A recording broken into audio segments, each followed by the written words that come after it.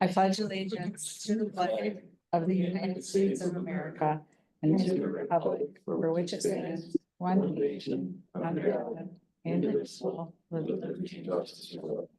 Thank you. Roll call. Jenny David. Here. Roger Mayhew. Yes. Charles Wiltie. Craig Scott. He's on Zoom. Zoom. Craig Scott. Yes. Mark Serbrook. Present.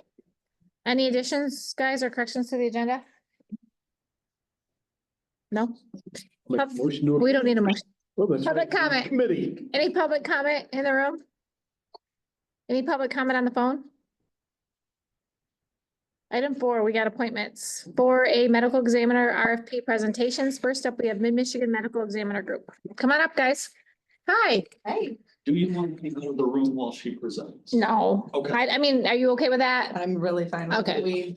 We together. for a I wouldn't long think so. time, Thanks for coming. Yeah, thank you, thank you. Actually, my presentation could be really, really short, so we don't have a. Really, really We good. don't have a forensic pathologist, so if you like him, you would get, no, is that fair? I'm kidding. Anyways, It'll only come clear in a minute. Okay. okay, sorry about that. But nonetheless, what you will get from Mid-Michigan Medical Examiner Group or Dr. Hansen's group is professionalism, which we know that Ogemaw County is, might be ready for some type of professionalism. So Need to tell her your name. my name is Lisa Kaspriak, and I represent Mid-Michigan Medical Examiner Group. Can you spell your last name? Sure. It's Kaspriak. Thank you. Yes. Tell us about your services. So our services for the past 28 years have been to provide medical examiner management services to rural Michigan. That is really our forte. We operate much like a primary care physician would in your doctor's office, where we are a management group because per the state statute, we have 2 medical examiners that are primary care physicians and have been for 28 years or longer physicians. And we refer out our forensic pathology work to forensic pathologists, much like a doctor refers out for surgery or testing and radiology, right? So that's how our group is structured.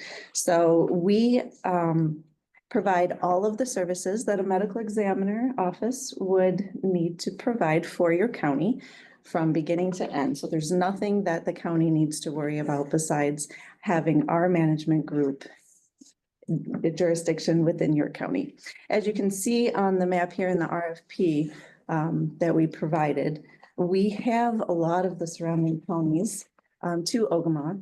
And what that helps is for us to be able to provide those services to you in the event of having a couple of different cases at the same time. If you have a certain event like a mass fatality, we have the resources there right away. And we can also coordinate some transport services as well. So that is what makes our system a little bit unique, is that for 28 years, we have been structuring a system that works within the county without breaking the bank for the county. So these are our counties. This is where, our staff lives. Your medical examiner investigators would reside within your county. We would vet them, train them up. We would come here, train them up, and then also be on the phone with them while they're doing their investigations.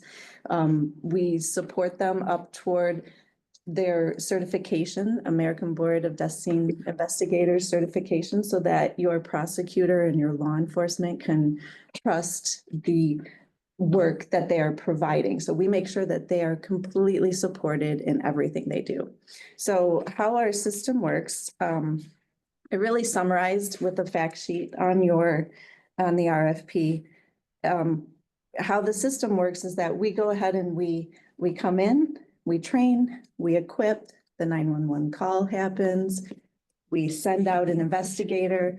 90% of those cases, we have an investigator on scene within 60 minutes. The investigator does the work according to national standards with a chief investigator on the line and a medical examiner at any scene on the line that they need. If we need to send in somebody special, sometimes we have child deaths that are a little bit more difficult, then we have somebody from one of those surrounding counties come in and make sure that they receive the support that they need. So with that, the case is then decided. We have two different methods of transport that we can provide. One is one that works for all of our 14 of our 15 counties, which is where we help contract with funeral homes who already reside within your county. They're already in the death transport business, and our funeral homes and our other 14 out of the 15 counties are very happy to provide those extra services for the extra reimbursement. So we're helping them, keep their business afloat. And then that helps them really be able to connect with the families. When an autopsy needs to be ordered, they are the ones who know exactly where the body is, how the body's going to get there, and when the body will be back so that they can then put their loved one to rest. So that is really how the scene works between us and our investigators. If there is an autopsy ordered, the autopsy then will go down to one of our 4 different facilities that we have privileges at. Dr. Hansma was very gracious to be one of those 4, to provide those forensic pathology services. He is? Yeah, Oh, a yeah. competitor, yes. Okay, They don't do the forensic aspect. Correct, yes. all right. And so we go ahead, we have 4 different locations that we can choose. They're fantastic, anthropology, they have the university there. So we know exactly what we're getting when we send those high caliber of autopsy requests down. So that's a fantastic thing. The funeral home then provides a down and back service. And our death certificates are completed because Dr. Hansma's facility is name accredited. That means that we get 90 or 95% of our autopsies back within 90 days or less. So they have to maintain that standard, which means that's exactly what we do. Because once we get the cause of death from that autopsy, everything that follows is the pending is released from the death certificate, and those families get their closure on their death certificate without having to wait a long time. Because we do have so many counties and, so much staff, the phone's always answered, the families always get to talk to somebody, the funeral homes always get what they need, and the investigators always get what they need. So that is something that you really pride ourselves in because, we have a robust system and have for 28 years that, you will get top-notch service. So that is our smart approach to providing good quality. So now what makes us a little bit different, besides the fact that we contract out for forensic pathology, with Mid-Michigan Medical Examiner Group, we have 2 different pricing options. So we have a payment structure A and a payment structure B. I have some data that was not part of my RFP that I will give to him just so that you can vet what I'm saying. Ogemaw County that's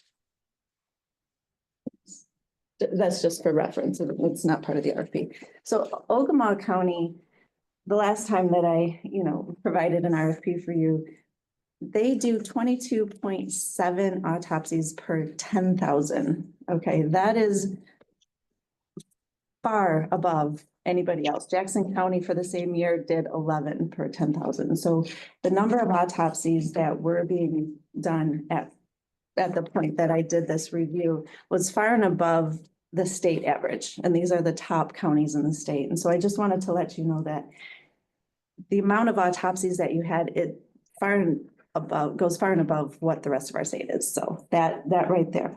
The other information that I gave to Tim was the budgets from our other counties that have the same population as your county. So you can see the history that I have with the budget and with a payment structure A, if you were to go with that. You can see the proof is in what the other those are actually county budgets from other counties similar to size. Okay, so you can see how payment structure A, you can actually trust that if you decide to go with payment structure A. But then, of course, we did provide per your request in your RFP and everything wrapped up in one payment structure B. So that's what we have for the difference in the payment structures. So I just wanted to explain that.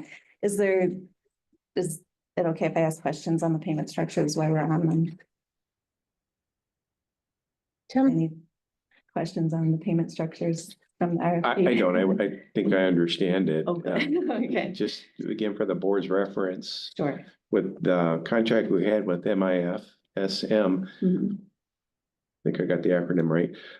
This year would have been 91,876 to our fiscal 28, it would have been 102,344. So I just give you a reference of where these numbers fall. this is 96,000 for payment structure B. For payment. That's structure. everything, Correct, yes. if I'm reading that right. Currently, and that's what I wrote there, currently, none of our 15 counties chooses that payment structure with us.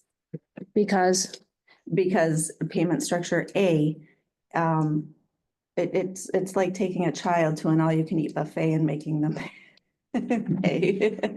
We're smaller, we run smaller communities.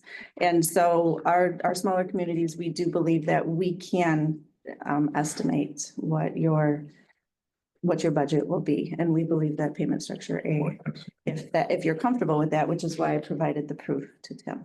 But if you would like payment structure B, that is absolutely something that we're willing to provide because we would really love to partner with Ogemaw County. We actually have 3 different investigators that live on your county lines, and because we do run rural areas, they really want to be busy. They train a lot and they are very excited about being able to serve Ogemaw County. So that's a little bit of a selfish reason, but the shared services is a good thing because it keeps their skills sharp.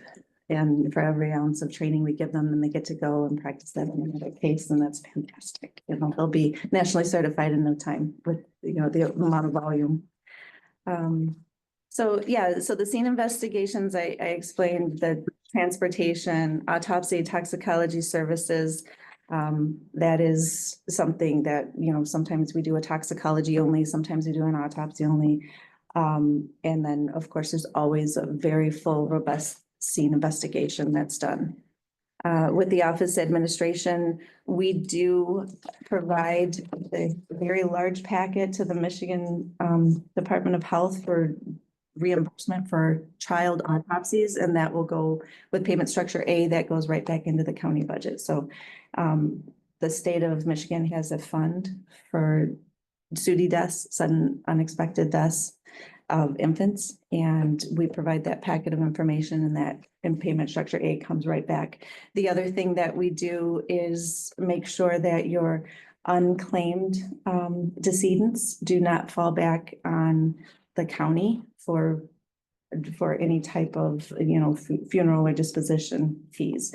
There is a fund, SER fund, through the state of Michigan, and it takes a long time, but we file that because it's the right thing to do. And when they're qualified, that should be the state's fund that pays for that, not the citizens of Ogemaw County. So that's how we make sure that we're doing everything that we can. We also are compliant with the Kyle Horning law, the donation law, so we provide all of those services per that law and make sure that each of the decedents who wish to be donated do get their wish. So that's part of our office structure. So you can see here our group.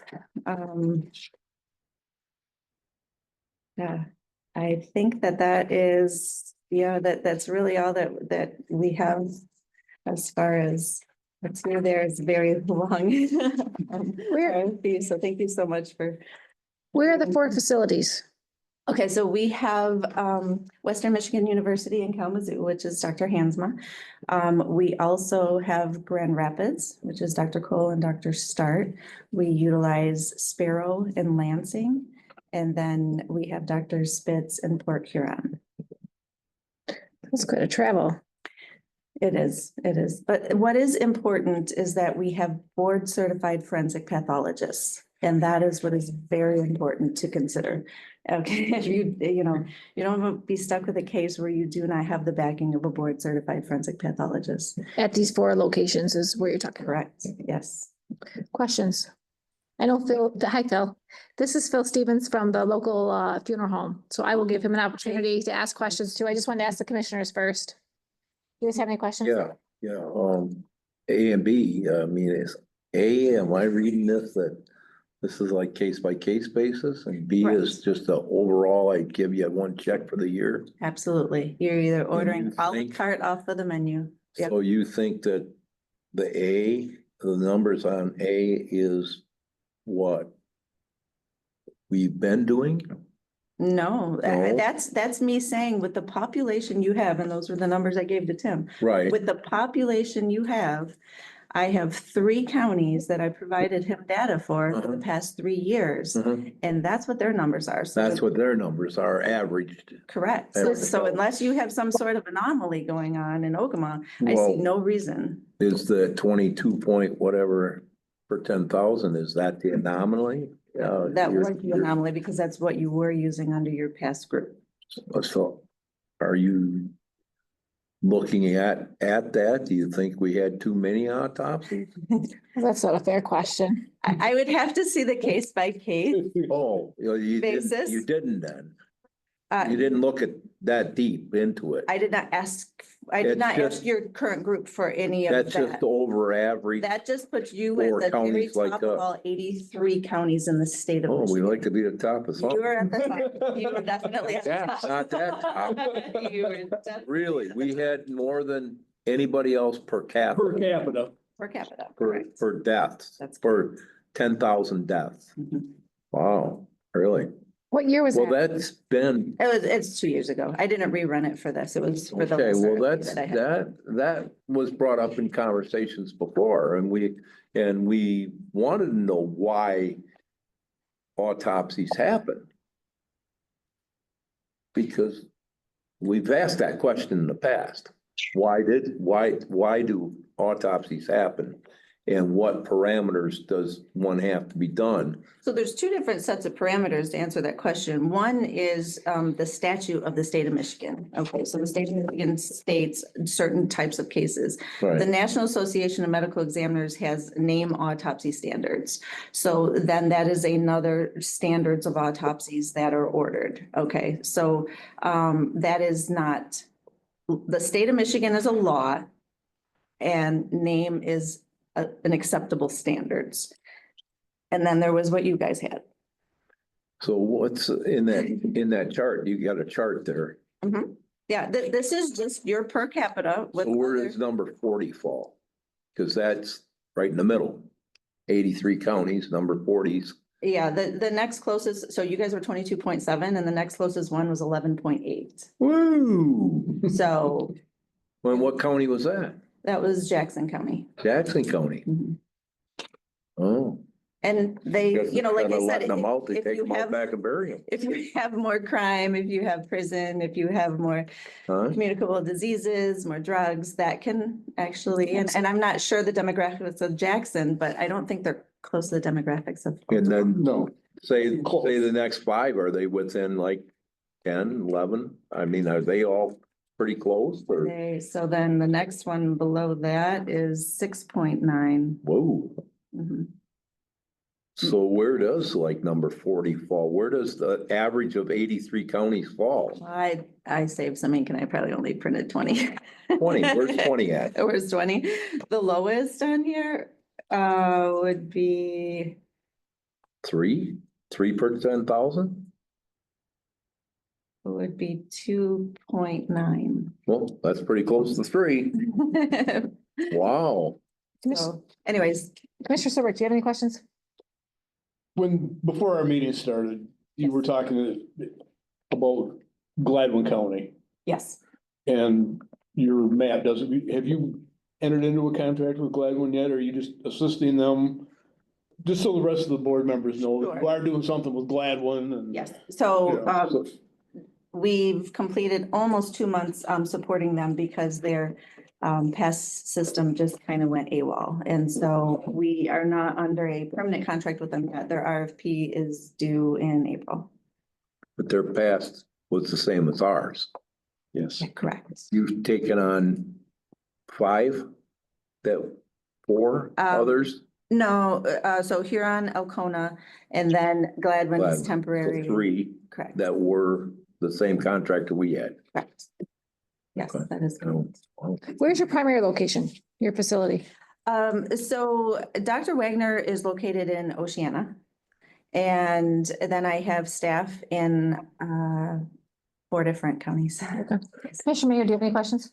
I'm, maybe didn't understand what you said, right, but, like our county, you're gonna look for somebody in our county to work for you, or you're gonna bring people in? No, what we do is, we come in and we vet people who live in your county. That who That's want why to you serve can in the get- medical examiner, right? 60 minutes away. Correct. And we have people who live on your borders that are serving our other counties, as you can see here. So they, as long as they're within the 60 minutes to be able to be on scene, and I do believe at least 2 of them are, they can get to any point in your county. They will either come in and train, or they actually want to be able to providing those services right away. You And had local people that were under Right, previous. okay, previous, you would consider them absolutely. as We would. consider- prospective, are they contract employees or are they direct? So it depends on the payment structure that you choose. Okay. Okay, so it is more expensive for us to run them under payment structure B, but then they would be, a mid-Michigan medical examiner employee. Okay. Yeah, and a contract employee under Under A. payment option A, correct. Commissioner Wiltie, Do you guys bill quarterly, or what's your billing process? So so the management group bills quarterly. However, the medical examiner investigators, all the funeral homes and pathology, we make sure that we send through those vouchers monthly. So we look over every single voucher and then send those over. If you pick payment structure A, with payment structure B, that would be us billing quarterly. Okay, any other thank you. questions? Yes. Any other questions, Commissioner Wiltie? No, that's it. Phil, do you have any questions?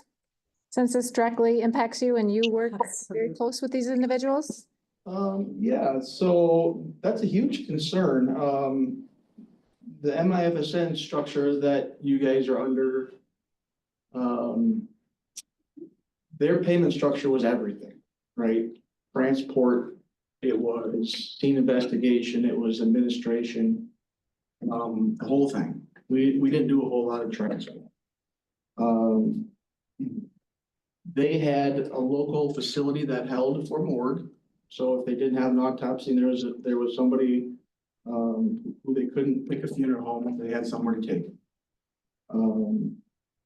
So from what I'm hearing is that they've got to contract with funeral homes, or you wish to. Right. We've not been asked that, so I don't know how you can even entertain that without getting us on board. Not saying we will or won't, I'm just saying that's a big part of it. I don't see a problem with the administration, but I do see a problem with the on-scene. You say that you have somebody there within the hour. That's good, but then you need transport. That's potentially another hour.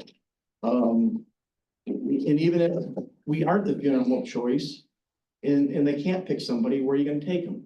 That's a huge hurdle, right? You need somewhere to take them. Morgue facilities, if there's no autopsy. If there is an autopsy, it's a long ways for even your local PD that need to witness autopsy. That's a long way for them guys to drive. Even if it is Lansing, that's still a couple hours that they have to take out of their time and day to go watch that and back. Currently it's Saginaw, it's an hour down, hour back, not too often bad.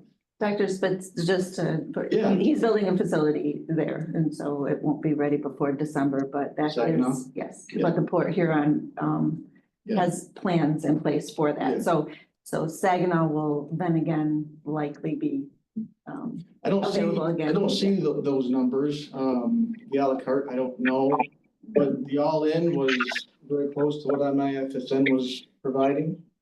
Yeah.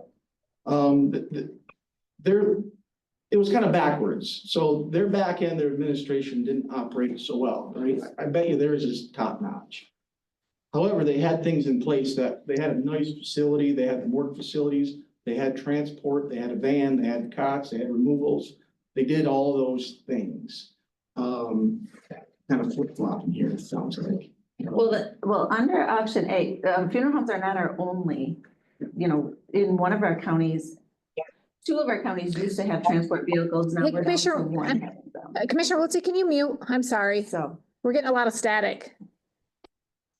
Go ahead, guys. I'm So- sorry. So we definitely don't have to go with the option of the funeral homes because we don't currently have that operating in the other county. We did have two that operated with their own vehicles, but because the funeral homes wanted so much of that vehicle sat there. And so with that county, we ended up, Yeah. but we do, and we absolutely could have for here. So, Well, and If I'm it not saying works, yes or no, yeah, I'm just saying right. we haven't been in the loop, we haven't been asked, we haven't, so that's just Yeah. something to think about. And if your price is A, Mhm. you also have to consider your transport as B to make that adjustment to what you're currently paying now.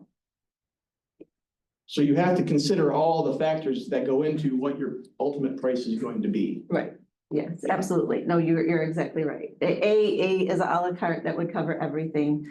And then B would cover everything paid for, which is fine. Whether like the one county, we don't have funeral homes involved, that's an option because we already have that structure working. Yeah. If like the other, 14 counties, we wanted to go ahead and work something out, then that would be covered as well. Both of them, we are able to respond, to the scene within 60 minutes, Yeah, Gaylord, the past 60 days has been just under that. They've been at 83% of the cases because a lot of snow and a lot of, but of course that, it comes back. Well, my point was, if you have two people responding, you have your Yes, investigators that respond within the hour. Yeah, absolutely. They take how long to do the scene investigation, and then you have your transport that needs to Yeah, come. we do have that shored up. That's a great point. And we do have that shored up, after 28 years doing this, we've learned Yeah. the tricks of the trade, like, okay, this one is likely to blah, blah, blah. So even beforehand, we can get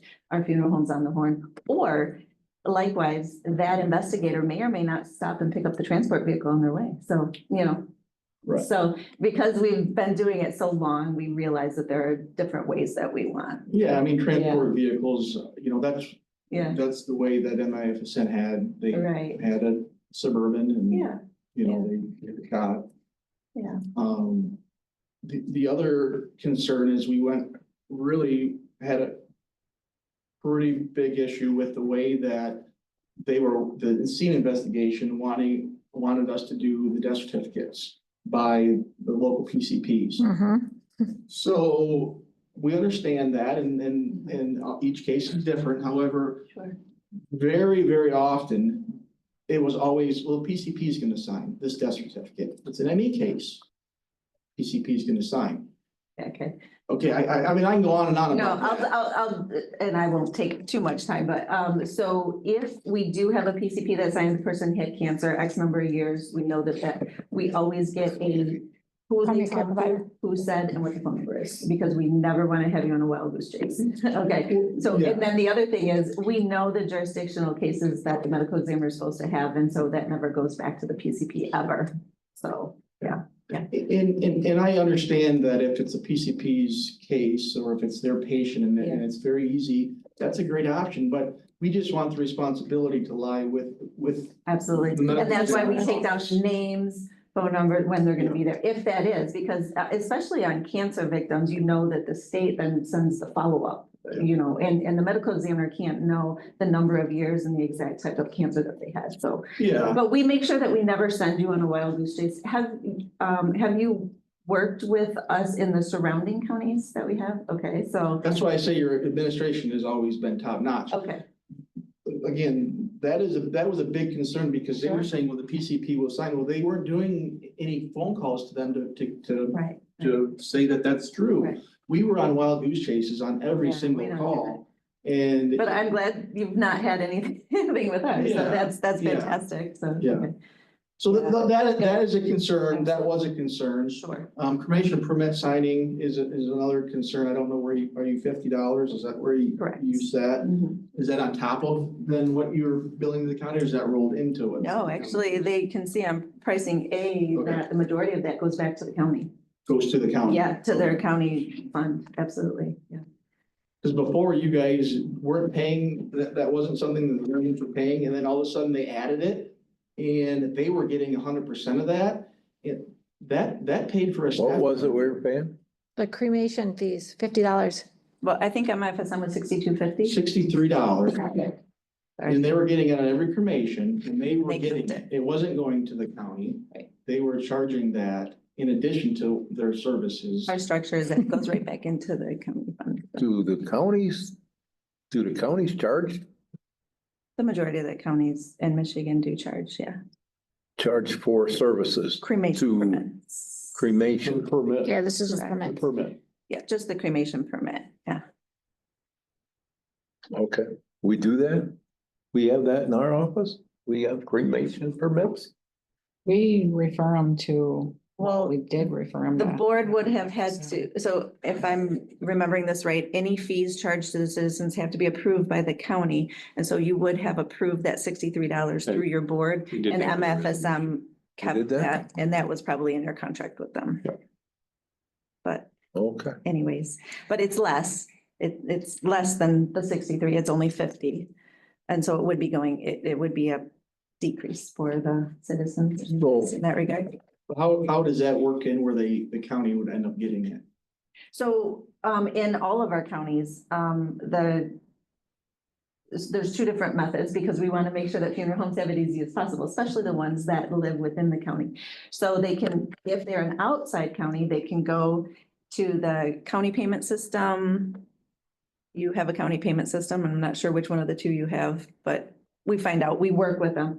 Either way, you log on, boom, boom, boom, you get the permit, you're done. Or you can go into the treasurer's office, prepay for a pack of 10, and we assign you 10 numbers. And you probably have done this with our other counties that you've worked with us on. Well, I know that on your website is very spelled out for each county. Yeah. It's like I said, administratively, I see no issues as far as that goes. Yes.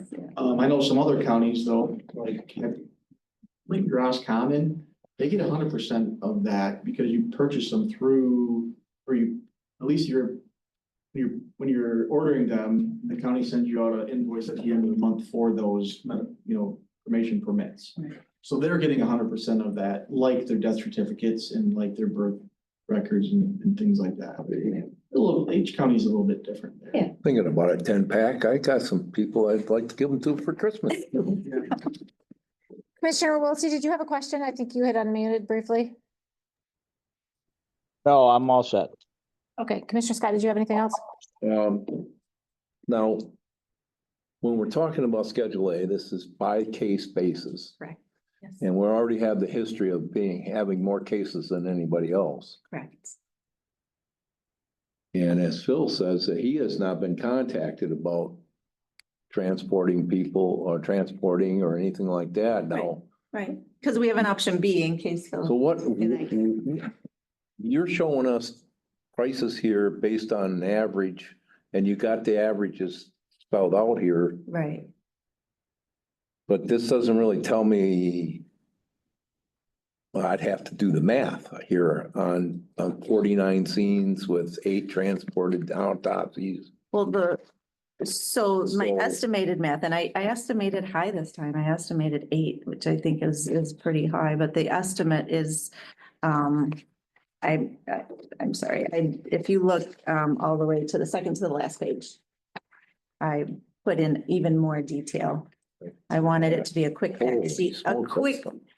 that's- Page 24. I know. This We is made sure how many we, did you estimate here? that is on this page. I got it. Okay, Okay. 8 toxicology, 8 autopsy, 8. right. And I gave, Tim, the rest of the counties in our Right. jurisdiction and their numbers for the past however many years we've had them.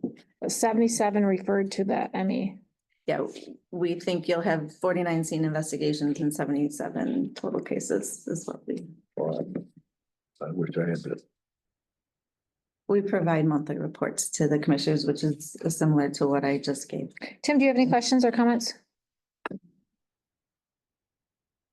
I can't think of any right off the top of my head. I did glance at the other county data that's in here, it definitely is consistent with what's been presented here. In a variety of counties, from Clare to Wexford and what's the other one I just looked at? Oceana. Oceana. Alpena. Counties that I would expect would be more active in this area than what we would be, but I'm a little thrown by that 22 number. It kind of blows the mind, so I don't know what it is but in any event, I mean, this is, good breakdown, and I appreciate that.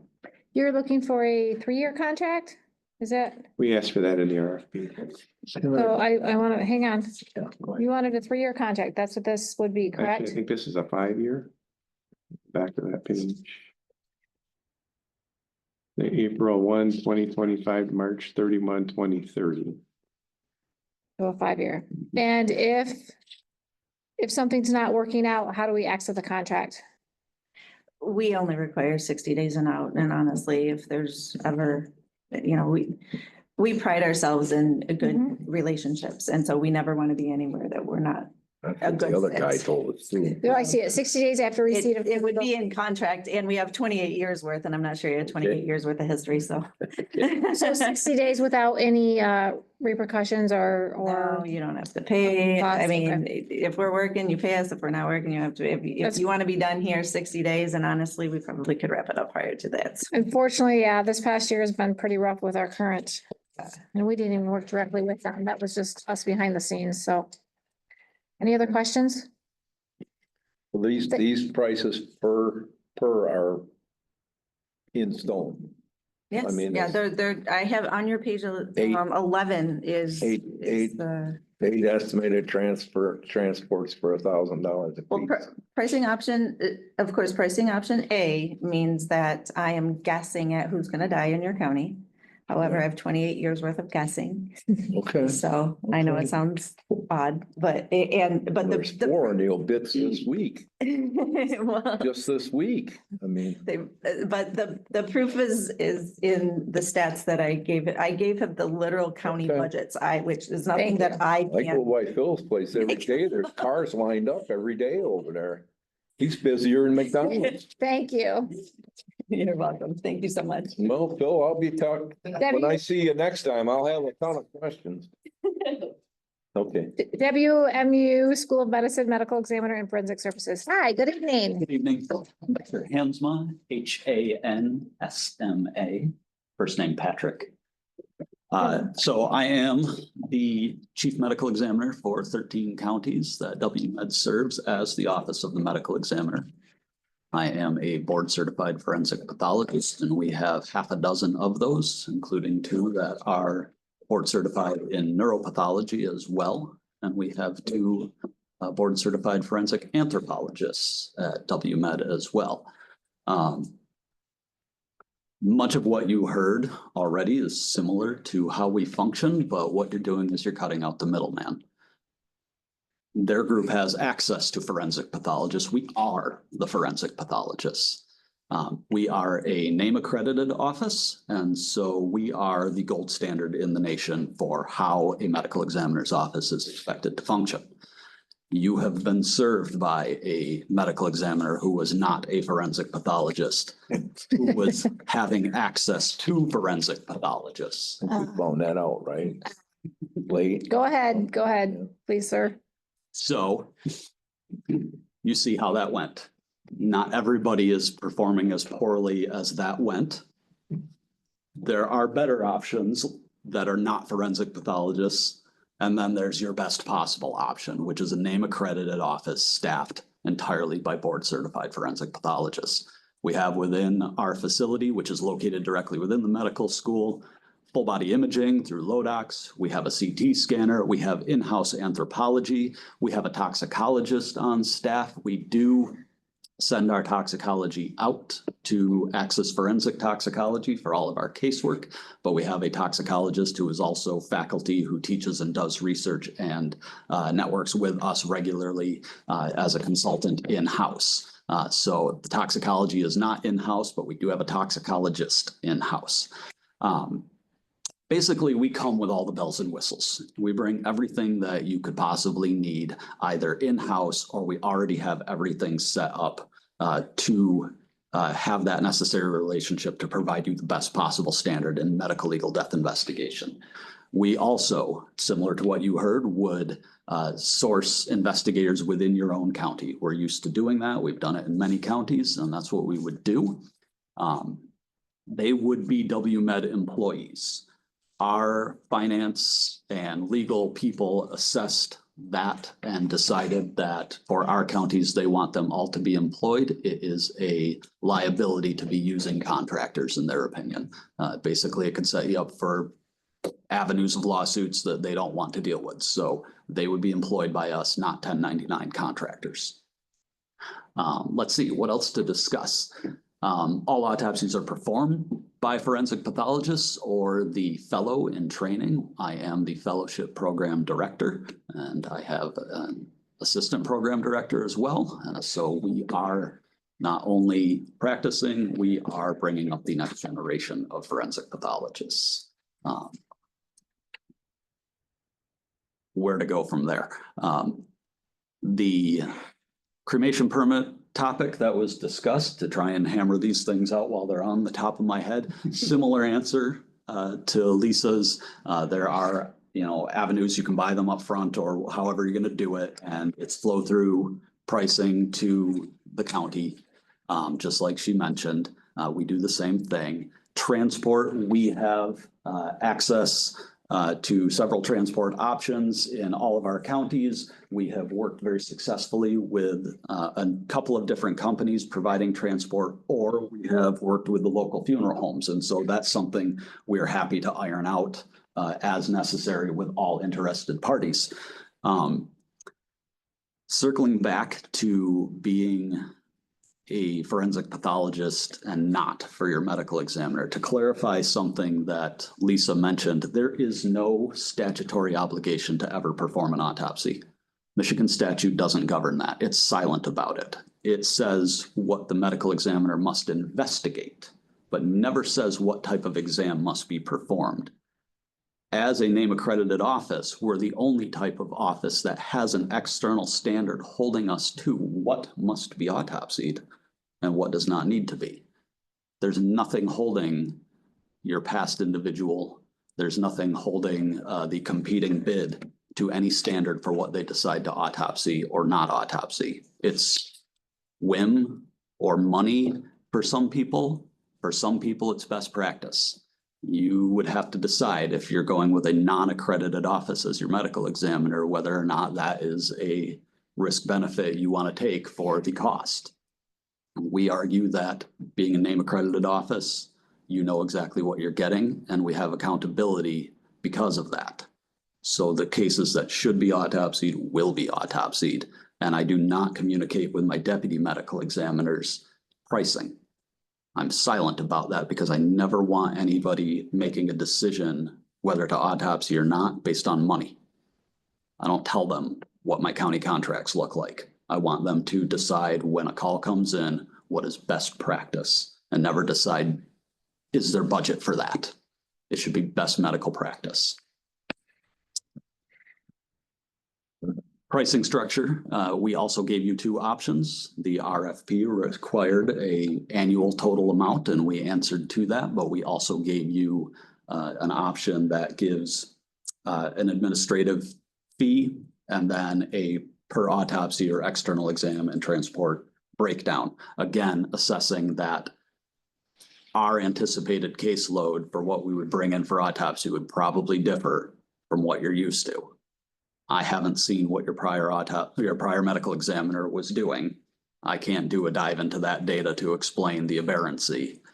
So just working with what we've dealt with in similar size counties, we made a prediction and gave you a quote. There's a good chance that you would want possibly the more itemized pricing so that you know exactly what you're getting and you're not paying inappropriately for cases that you're not using that money for an autopsy. You're just paying in a lump sum. So I agree with Lisa on that. The more itemized pricing probably is something you're going to want to consider heavily rather than just what the RFP asked for. What have I left out? Questions, commissioners? Commissioner Scott? where to these autopsies are performed? Yep, so these are performed in Kalamazoo at the medical school, Western Michigan University, Homer Stryker MD School of Medicine. It is a hike. It's So a drive. Referred to like Mr. Stevens saying that our law enforcement may have to go. Now they gotta go to Kalamazoo. Yep, I understand. I will say, given the age of smartphones, and all the offices I've worked at across the state and consulted for, attendance by law enforcement at autopsies is dropping.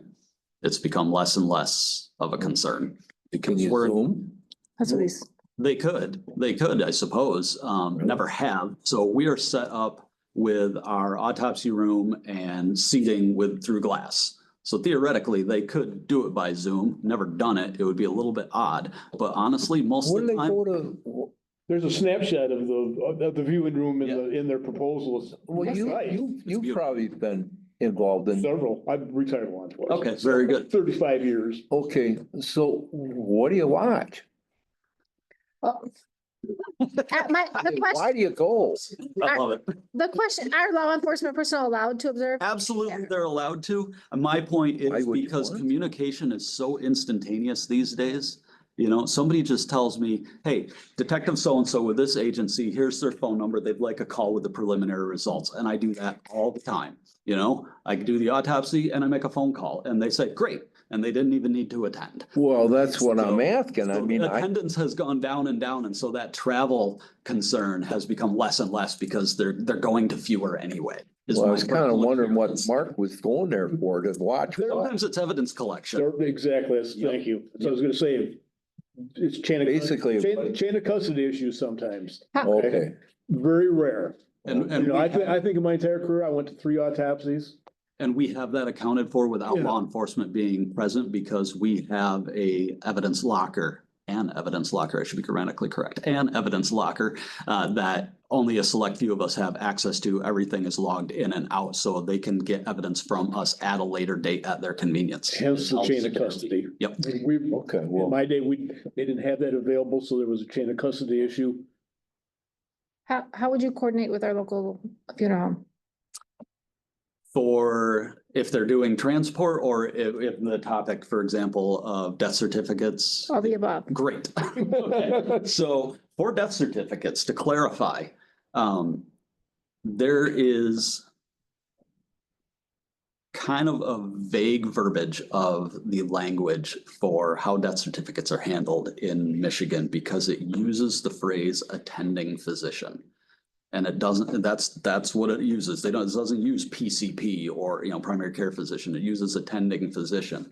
And it uses that very differently than most doctors use it colloquially. So there's a little bit of interpretation involved in that, but believe it or not, a PCP has no legal right to refuse to sign a death certificate when presented with one. And so funeral homes lean on the medical examiner to get it done. MCL 333.52052 is the statute, and it says in one sentence, if the death occurs within an institution and if it occurs outside an institution, and there is no right to refuse to sign a death certificate on that. If you are presented with one, you have to sign it legally, or you face fines and imprisonment. So the way I am dealing with this to fix the problem of PCPs refusing to sign death certificates and repeatedly breaking the law, as I'm telling funeral homes to report them to licensing and regulatory affairs, put their are license you in a jeopardy. PCP? Mhm. Yeah, it's illegal. By 1 year of Turn them down? imprisonment, you cannot refuse. And this is obviously not a conversation that's really related to this, Yeah. but I'm gonna go back to what Phil asked. Is there an issue with you guys? Because that is a huge thing in this county. I agree with deaths and PCP signing. If there's something that's been suspicious that's happened and I'm not relating it to a cancer patient or a cardiac patient or, that was, I'm saying it's a truly suspicious death and asking a PCP who was not present, who does not know the circumstances to sign a death certificate, I'm gonna struggle with that. Would never happen if it's our jurisdiction, if it's a suspicious death. I think because- that's his question. Because we're name accredited. So if you're asking based on your earlier question, is it a medical examiner case, meaning were we obligated to investigate by statute? Or are you asking, is it a medical examiner case in that we're obligated under name standards to have performed that autopsy? Those are two separate concepts. Just because the medical examiner had to investigate does not mean the medical examiner has any legal obligation to sign that death certificate. So obviously this sounds like this is something that's pretty passionate to you. So it sounds like there could be a struggle with you guys signing death certificates. No, I don't think it's a struggle because we have successfully educated the clinicians in our jurisdiction, and I did so in my prior jurisdiction, which was 8 counties. I was at Sparrow Hospital, very similarly situated. I've lectured all over the state on it and been thanked and asked to come back because I'm teaching them how to do it. And it has gone swimmingly. Now that I'm teaching clinicians how to correctly sign it, because clinicians don't get formal training on it, even though they're legally obligated to do it. Once I tell them how and show that you can work smarter, not harder, and they're actually super simple, getting signatures has gotten a lot easier. Bill, do you have questions? Yeah, I agree with you to the point where, you know, there's 2 different types of cases, right? You get called on a sudden or unexpected death, medical examiner's call. However, you get out to the scene and find that, well, this person had underlying conditions and, you know, maybe even cancer that just, they should have been on hospice or they should have been wherever. They can say, well, we're gonna turn that over to the PCP. That's been a struggle to us. Yep. You know, we definitely, we call the office. The problem is you call the office and you're saying, hey, I need you to sign this death certificate. They've not had a call from the medical examiner investigator. Correct. Yeah, The so we problem don't there get is that if stranded the there. investigator doesn't call that office and tell them what has happened, of course they're not gonna sign it because they don't know what's going on. Thank you. We always communicate with that office to get confirmation whether or not they're going to sign. So the statute reads, if you die in hospital, the attending physician must sign. If not the attending's covering physician. If not the covering, the chief medical officer. If not the chief medical officer, a pathologist. If you die outside of hospital, then the attending physician must sign. If not the attending physician, the attending physician's covering physician. If not the covering physician, the medical It examiner. comes down to communication. I Yeah. mean, obviously, that's where we're headed with that. So we could Right. continue on and on and on with this, but it simply, plain and simple, comes down to communication, which there's been Absolutely. very little to minimum in the If the past. investigator communicates with the doctor. Correct. Or the PCP or whatever we're calling it, if the investigator communicates, hey, this is what's happened, it was your patient. What, you know, we were explained that they might have had this and this and this. My guess is that the physician's gonna be like, yeah, I'll do that. And we're asking them to do it because of the lack of investigation. They're not gonna do it. I can tell you that right now, they're just not gonna do it. Yep. We don't know the circumstances. We're just asking them to sign blindly. Correct. And so that's why I cite the statute that we know where we fall in that line because we are in that line. So we make sure we're always communicating to the PCP saying, we investigated this death. We will provide you with a copy of our investigation report for you to read. So we get. Other questions? You were spot on. I mean, it's total communication. Total. Do you have any questions related to this service? I mean, Phil has a funeral home in St. Helen, West Branch, and Rose City. So he's got numerous funeral homes in the surrounding area. So Great. he's actually vital to all of this conversation. Yeah, just, Absolutely. again, the transportation is huge, you know, it just is such a distance. So that say that there is an autopsy. If it was Saginaw, we could run down, come back, run down, come back. We can't do that if it's further than that, or any transport can't. That's been a concern. So do you send a man and then you just sit there and wait and then you drive back? I don't know those answers, and even any transporter, because the last thing that we want to do is, maybe you do, I don't know, but is charge your residents to get those individuals back into the county. If they die in the county, they should get back to the county. You know, think of it as if somebody passed in your family and I was gonna charge you, you know, to drive to Kalamazoo and back to get them. It's not gonna go over very well, you know, with the families. So again, just not knowing how that's gonna work is a concern. Yeah, the transport. Absolutely valid concern. Totally understand. We've successfully worked this out with counties as far north as Grand Traverse that I serve as the medical examiner. The bodies coming down to Kalamazoo, we can find solutions. How do you do it in Grand Traverse? In Grand Traverse, we schedule them, so it's not like people are just coming down willy-nilly all the time. So they can be batched or they can be scheduled, so we know when they're going to come and go from our facility. So there's solutions. And who's paying for that? For the transport down and back. How are they billing out and how is that handled? Yeah, that's through the county contract, so it's an itemized fee in the county contract. for Both ways, transport. one way? Yes, because our transporters will wait for the autopsy to be done and then go back with that body. Okay. Yep, So you guys transport bodies yourselves through your company? not through us, but through another company that we contract with. Yep. So then the funeral homes wouldn't play a part in that? And Again, according to your contract here, you will not need them to transport bodies? in some counties, we're able to get a transport company that works with us. If there isn't one that works in that county, then we work with the funeral homes. We seek out contracts with transport companies first. If we're able to find one, we do that. Well, what about Ogemaw County? I don't yet know. Oh.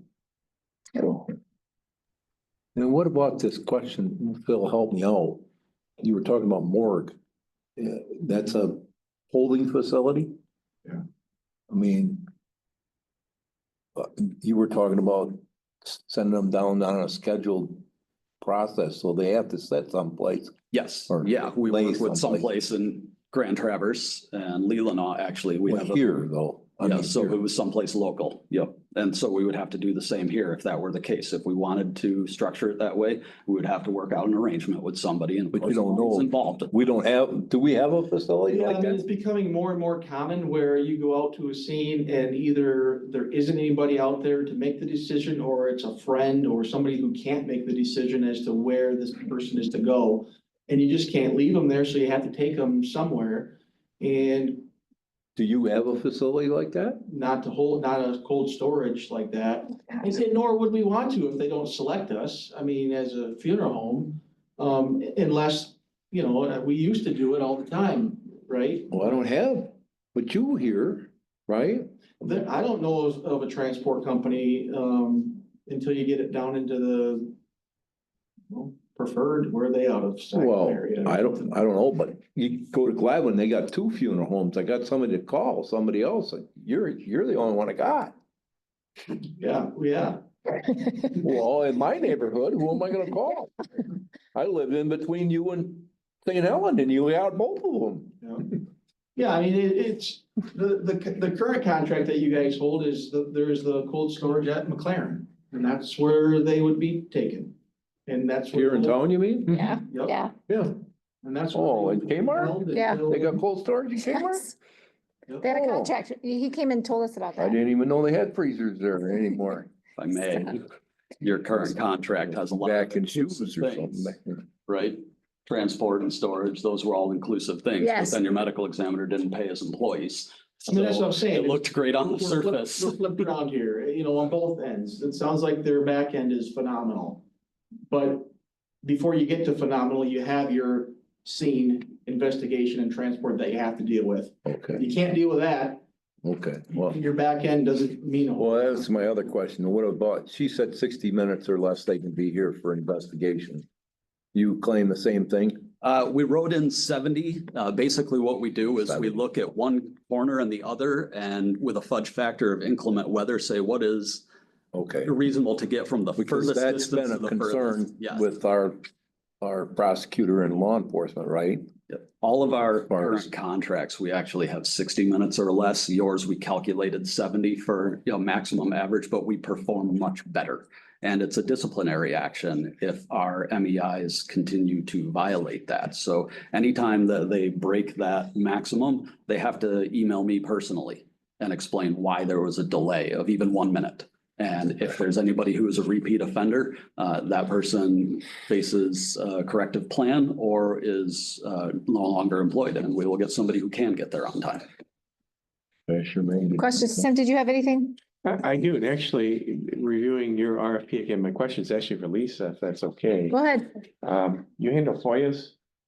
So if they come in, I can just refer them to you. We Okay, it's prefer only that. happened twice in 5 years, but We prefer that because if a case is closed, for law enforcement purposes, we have a one door in, one door out policy for all of the records. So if law enforcement closes it, we know, and therefore, we prefer that. Yes, we handle FOIAs all the time. We have a dedicated trained girl. perfect. Same like him.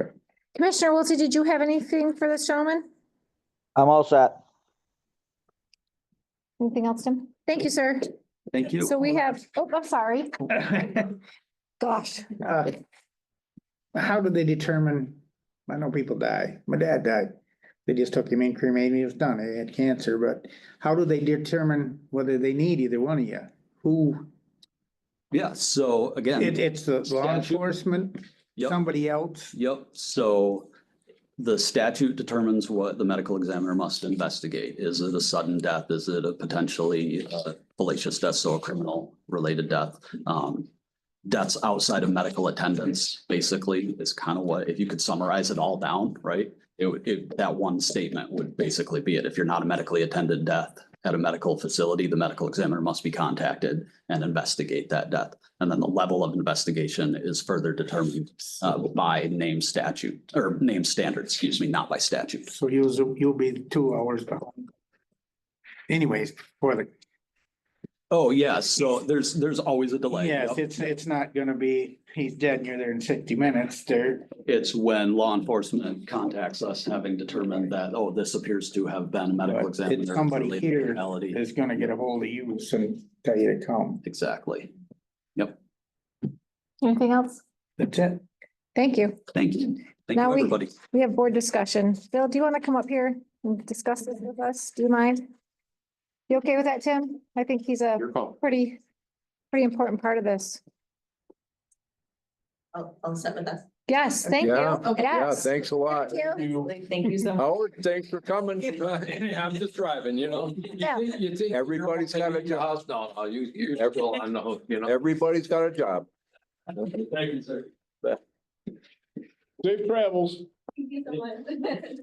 Well, you've heard both cases. Again, you have the front line. I mean, all we are is writing the checks. I haven't seen their proposals or anything. I don't know, their first à la carte is what they said. Pardon me? Their one proposal was à la carte. Hers is A and B, à la carte first. Here. And it looks like his is the other way around. Yes, I had a couple questions before we get to that for you. Do you see the situation in Saginaw ever resolving? Their phones are down. Okay, You can't that's- even call them. That's right. The next thing is we put this out for RFP, and I had a couple individuals, contact me when we were starting to run into trouble with the Saginaw, and they had heard about it. They were like Bay City. So I was surprised when we put this out for RFP that we only got two. Not the one that actually I was anticipating that said that they were Right. going to put one in. Yeah. Where I think their facility would have been closer and everything would have been more convenient. So I'm not sure what happened there. But just so you know, these are the only two that we Yeah. got back. Tim, can I, Go ahead. do you have all this in print where we could give it to Phil? That's okay. We can print That's, it. no, it's anytime. fine. Yeah. Oh, I mean, I guess, yes, we're looking at the dollars here, but from what you heard them say, I guess, what was your opinion? I think they both have their stuff together. I think they both, back end, I think either of them would be great. We did a little bit of research on, just on the websites, and they have it broken down. They have the order of how you apply for cremation permits, how you do everything. They even have instructions on body pickups from their facilities. So they do it. They do it well. My concern is always, how are they gonna find MEIs in this area? How are they going to, handle that? Because, there isn't? well, I don't know what it takes to be an MI.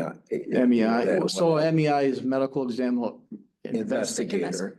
They're the Right. ones who go to the scene and take their pictures and do their, Wasn't No. Saginaw providing them? they did, yep. And they said they were around here. The one woman came here and said she lived in the county. Yeah, she lived, yeah, they all were from the area. They sourced them locally. That's how you do it. Okay, so Yeah. there are MEIs around here. Maybe not, Oh, maybe maybe they- not. I mean, I don't know. Oh. Yeah, they find them. They I put think out, that's what she said. Isn't there two currently, one on each end of the county? Just on the outskirts. Yeah. That's what Yeah. Lisa said. Yeah. Okay. They said they train them, they they. train them, they find them, they train them. Okay. Yeah, He said. yep.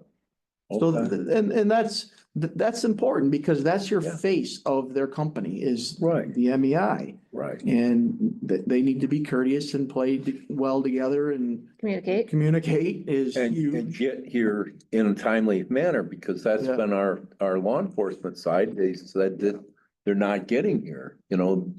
We got law enforcement people sitting out at sites for Yeah. 4 hours waiting for an MEI, Yeah, and they're not getting here and, or not getting there at all. Correct. okay, so that's a huge question. And when I'm talking to a contractor, are you really gonna get here within 60 or 70 minutes? Are you really gonna do that?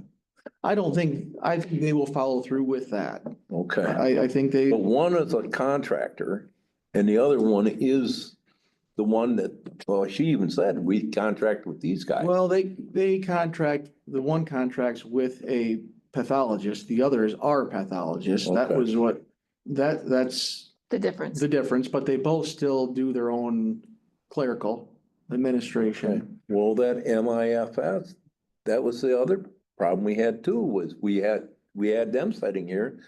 So what are you? Yeah. Are you a pathologist, aren't you? And the guy, Are you a Remember? forensic pathologist? Well, I think he was, because there's a distinction. You can be a pathologist and not a forensic pathologist. right, that's what. Like Dr. Hall was a pathologist, Yeah. he was not a forensic pathologist. Okay. Correct, yeah, Okay, well, yes.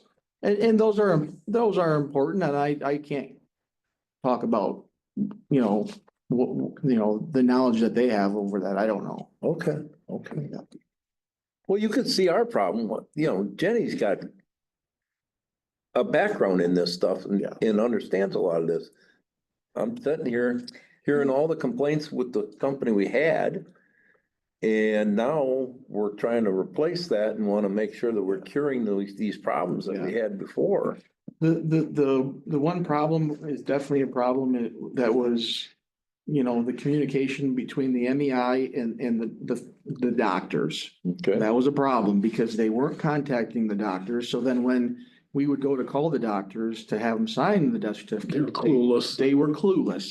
And even if there was rationale to do it, why would they? Because it's a sudden thing. Well, I don't know why they passed. I'm not gonna put my name on that, regardless of if they're required to by law or not.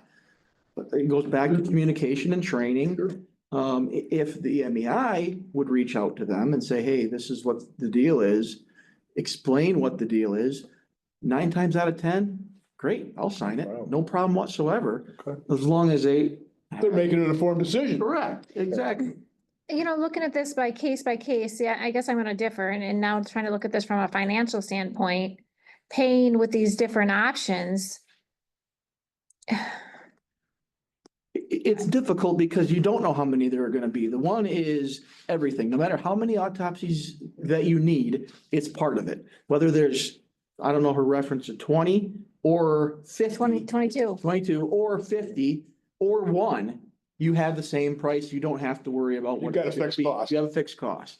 The other one is you kind of roll the dice, right? You pay, you know, however many there are, you take that chance. How many are there really? There hasn't been a whole lot. There just really hasn't been a whole lot of autopsies. So that's not that. And to say that there's some savings in transportation, there is, but you still, even if it's just the ME case, you still gotta get that person somewhere. Where are you gonna take her? Right. You know, if the MEI got to the scene and the family's like, yep, we know Sternals, we're gonna use them, great, we'll go out, grab them back, it's done. But if there's a girlfriend there or somebody, I don't know, I can't make that well, decision. so, Where are you gonna take that person? Right, or it's Joe Deer Hunter that Right, yeah, had the heart attack Yeah. dragging his yeah. 40-point You buck have back to have and someplace, he doesn't to live take him. here. he doesn't live here or he's just with his buddies and Yeah. nobody was like, we don't know. car accidents, they Car happen all the time. accidents, They same happen company. more than you think they would happen. Yeah, They do. yeah, car accidents, I would think, you know, they're on I-75, they're going home, they die in our county, we gotta take care of them. Yeah. But their family probably wants them back where they're coming from, and if it's an That, or even accident. if they do live in the county, the kids are downstate, or they're somewhere where we gotta have a day, the investigator has to have a little bit of time to find them Okay, and to ask them what they would like to do. okay, There's a delay there, so what are you Yeah. gonna do in the interim of the delay? okay. She really likes structure A here. I mean, it seems like she was really pushing towards that one. And it appears the counties that she provided have chosen that option, which suggests that they've done their homework. I mean, these counties aren't getting, yeah, obviously it's luck of the draw. They're not getting a lot of, Autopsies. extraordinary autopsies, Yeah. but they were all pretty consistent. She's shown me, I believe, 3 years worth on each of these counties, and they were all. And looking at this map, I mean, there's similar counties to us that they serve. Alpena, there's a lot of them. Alpena, Clare, Acosta, Lake, Now, Louisiana, Alpena. Crawford. Yeah, and I'm gonna guess they're probably gonna get Gladwin too. Sounds like. Sounds like. And it. that out of the 15 that they've got, 14 are doing the a la carte thing. So Yeah, it must be working for them. yeah. These aren't new contracts that they've entered into. These are existing contracts, and 14 out of 15 of them are doing it that way, so. I'm wondering if we, 49 scenes, but after a year's time, are you able to change that if we Renegotiate? if we evaluate and say, whoa, this isn't working in our favor? Yeah, I mean, it clearly we need them to answer that for certain, but I would say yes, because ultimately, if we wanted to change, see, we're doing the option A and we think B will work better for us, but that's more money in their pocket, for certain. So I can't imagine they would. as long as we don't exceed that in the. So with first year that on payment it. structure A, I mean, it looks like a flat rate of $63,720. And then how much per where is that? Page 24. 24. And then we're gonna have to pay an extra 8,000, that's transport. Well, That's it their looks like they estimate. worked it in, yeah, they worked in an estimate Yeah, of 31,440 looks like. for the pathology, autopsies and transport. Which page are you looking at? You're looking at 20 or Well, B Detail for B pricing looks like option A is where you're looking? 96,000 right Four. across the Page board, no four. matter what, how many. And then that 63,000 is just a guess Yeah, that she's guessing. estimated. Estimated on 49 scenes with 8 transported autopsies. That's basically, I mean, you're talking 30 grand Mhm. to do, hey, however many we get, or all inclusive, no, if somebody just, grandpa dies at 97 years old in his bed. Do you call it a medical exam? So, yeah. Investigator If they're then? Not on hospice. Investigate. If they're not on hospice or under a doctor, Say they're under hospice. then no. I know. No. That you don't No. then. They just call you and you come over and take care of it. Yeah. Because Okay, there's okay, so a not medical every director. death takes a. No, there's a medical director over that death. All right. And same with, if they're in the nursing home or if they're in a Right, hospital, there you go. there's somebody over that. Okay, It's even if that 96-year-old just died at home, fell over in a deer blind, yeah, even if he had stage 4 cancer, you're still gonna call the ME's office Okay. because they're not under. care. Attended, right? Yeah. Okay. Now, there might be a primary doctor that he has that's kind of expected, but not so soon. Then I'm sure, like the second gentleman, he's like, yeah, that doctor will most likely be fine Okay. signing that death certificate, no problem at all.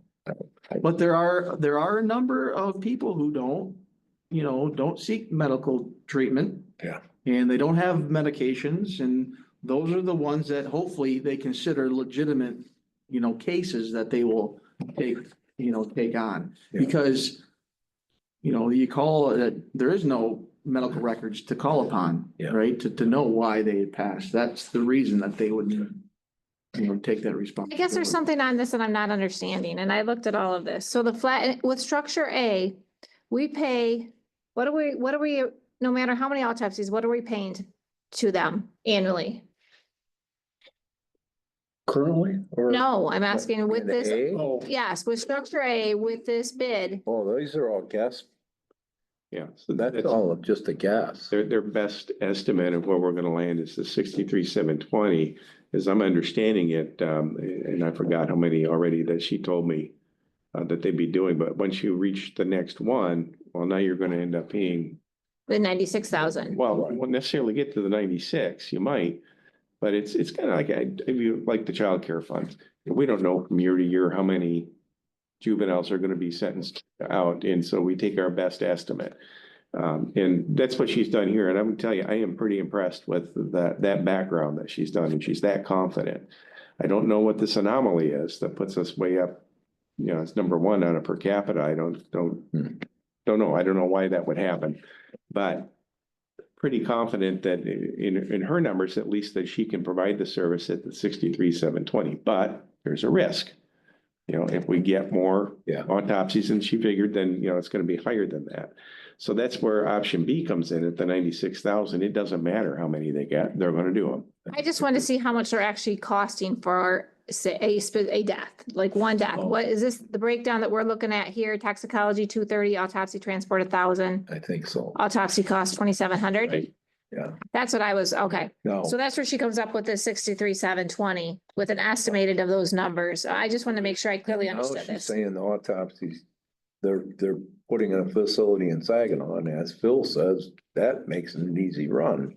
Yeah, the location of MIFSN was ideal, as Well, far as. yeah, Saginaw, I mean, Yeah. you're making it an hour, not three and a half. And what the nice thing that they provided, and this is how it was set up. This is how the contract was written. An ME case that needed an autopsy, they transported down. When it was done, they brought him back. It was phenomenal. It just really. When it was working. That part of MIFSN was working. It's the other end that wasn't working. And with here, both of these companies, they may figure the transport out, but the other end of it, their internal, I think, is top notch. Both of them, Okay. it sounds like we've worked with them before. Both Okay. companies we've worked with, they're Okay. fine. So the They Debbie, anticipate being able to find MEIs. I hope they can. They anticipate being able to get secure transport. I hope they can. I don't know as if we're able to do it or not. I don't know.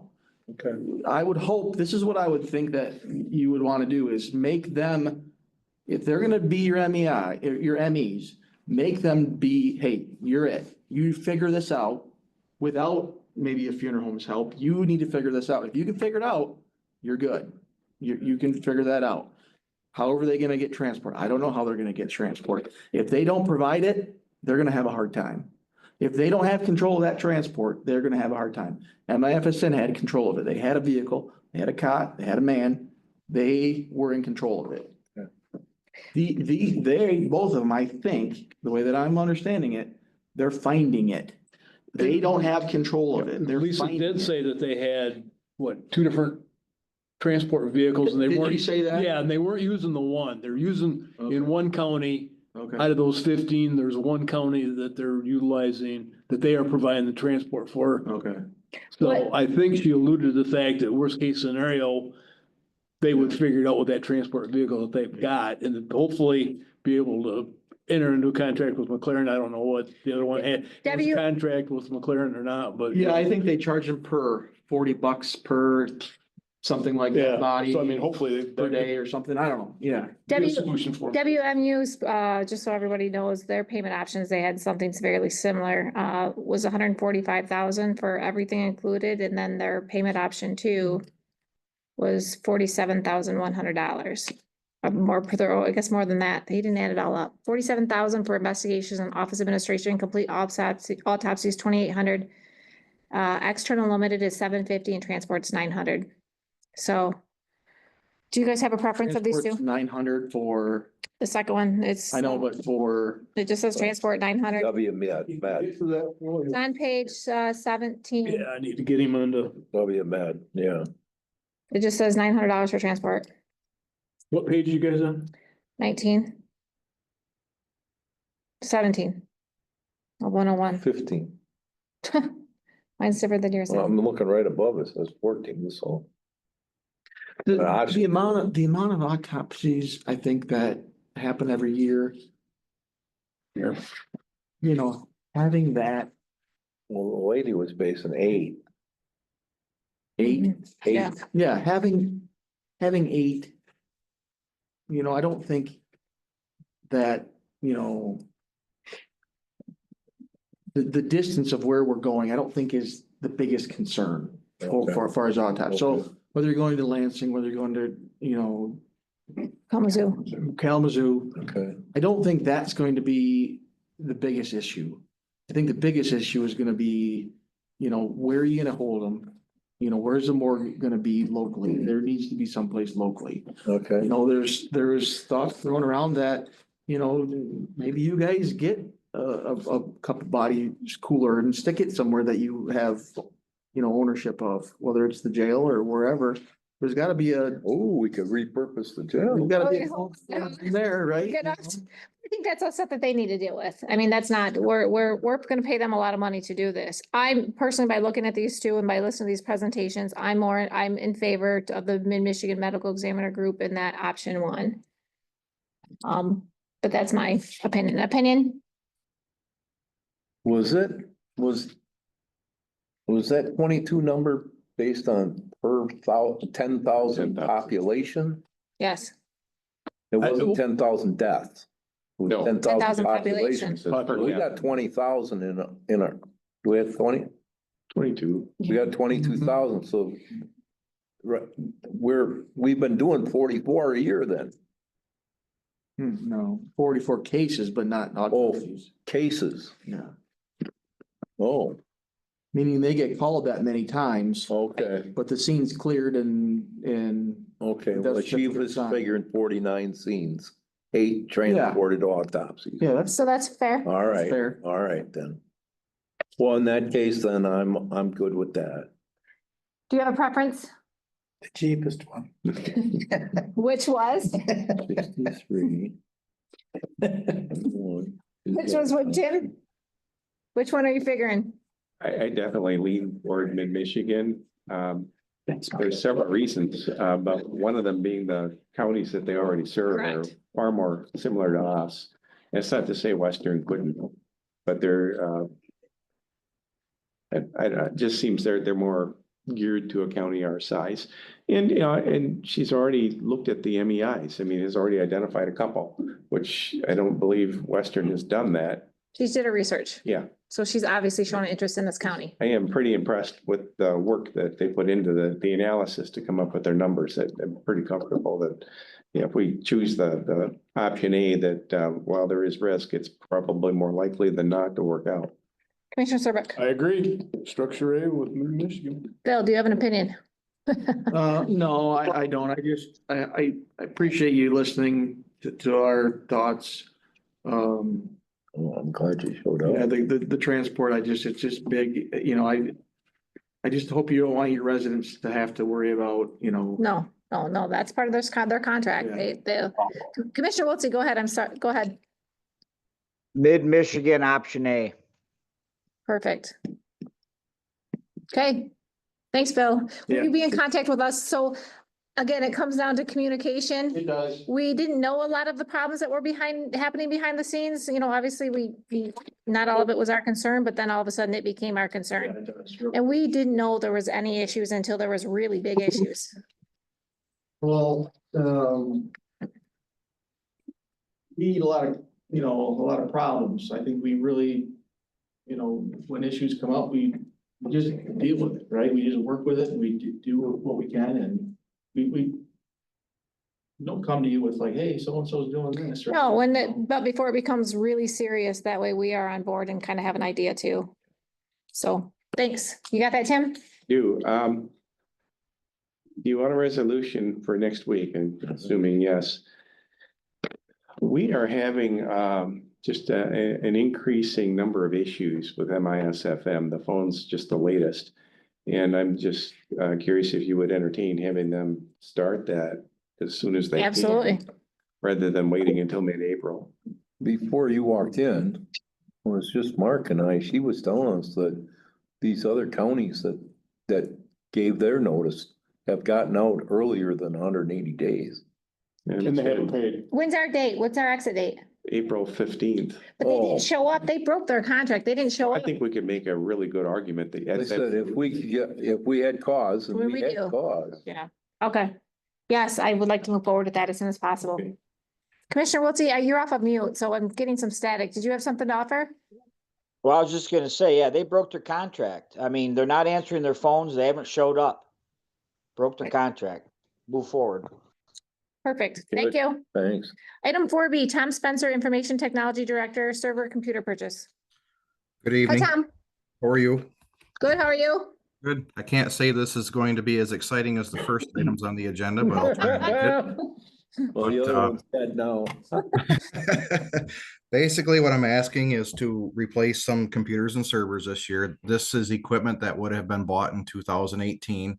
This is part of an informal replacement cycle that I have, and this has been part of like our capital improvement plan that was developed to replace technology as it ages, not doing it all at once. When I started in 2018, it was quickly realized that we couldn't replace everything all at once. We just can't afford it. So we do it in steps every year.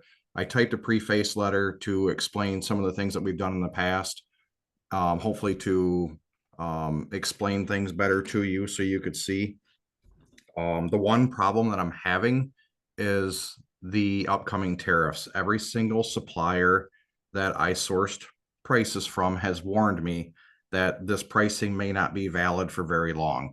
I left if you looked at the spreadsheet, I left the company Provantage, who I frequently reach out to for pricing. I left their 2 different quotes in there, and you can see that between February 21st and March 3rd, their pricing went up, and it's all in anticipation of these tariffs. About $20,000, is that right? It went from 22 to on the county building server, it went up $5,000 basically. 22 to 27. It went up from 17 to 22 on the jail server. On the green here. Okay, I'm looking at your best case scenario and your worst case scenario. Okay, Go up a page. gotcha. So if you look at CDW, Staples, Provantage, the 2 different Provantages, they've already raised their prices. But I went through and I sourced quotes from 4 different suppliers, 3 replied. And this is the first time that I'll have ever dealt with Staples. Tim had actually worked on that. He had gotten some contact from them and informed them of my information. They reached out to me and said, hey, we'd like an opportunity to do business with you. So when I sourced pricing, I included them. And ironically, they came in pretty cheap to the fact that I reached out and said, are you sure this is correct? Because it's really inconsistent with the other pricing.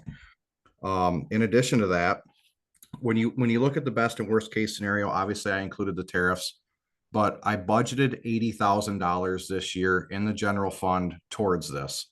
The other departments have reached out.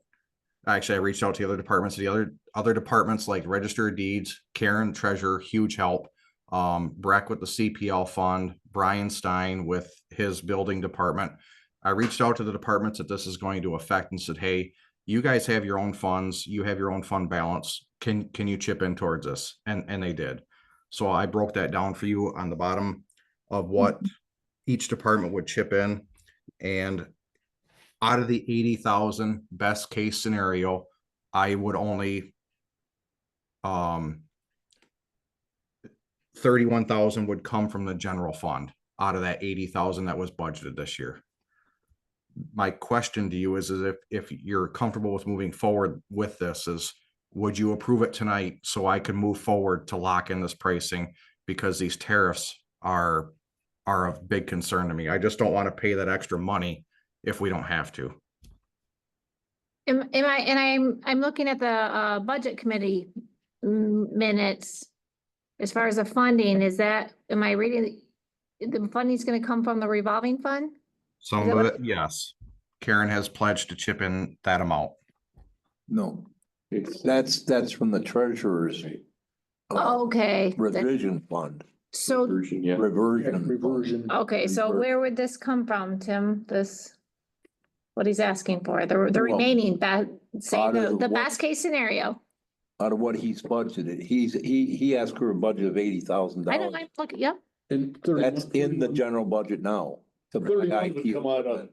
that 80 that's budgeted. Oh, okay, Yeah. I was thinking, okay, okay. Yeah, So and If So you look this at the is best case scenario funding sources, the CPL fund is contributing, the building fund is contributing. The building fund is also contributing towards the server because they have information that would be housed on that server.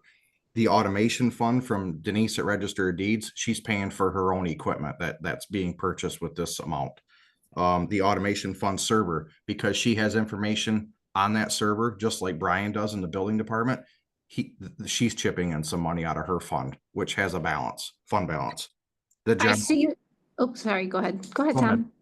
the No, general then fund would, I see what you're talking about. yep, it breaks it down. So out of the 80,000 that I budgeted, I'm really only using 30 31. because of these other departments that have contributed towards it. And Karen has been a huge help with contributing the rest. Questions, guys? Comments? I think we need to do it tonight so we can lock these prices in. Commissioners Mayhew, Fine. Commissioner Scott? yeah, I mean, if we're looking at a 25% increase or 20% increase, yeah, You're I looking would at say so too. $18,000 potential differential. Right. We can save 18,000 by doing this. It was planned to do this update this year, Tom? Yes, that was built into the 80,000. Yes, it was the plan to do it. I wasn't sure if ARPA funds were going to be contributed to it. At the end of the year, last year, that, you know, you guys made a decision for the negative cash, which is good, but Right? I wasn't sure if that's kind of why it's been delayed till now. I didn't know if there's gonna be ARPA funds used towards it, but from last year to this year, yes, this was the plan to do. We're just trying to expedite this decision because of the cost increase. Yeah. I don't know what the tariffs are gonna do. Obviously our electronics are imported, Mexico and China, and it's, I'm just afraid that we're gonna pay more money for the same thing, possibly a week from now. That's fair. Commissioner Wiltie?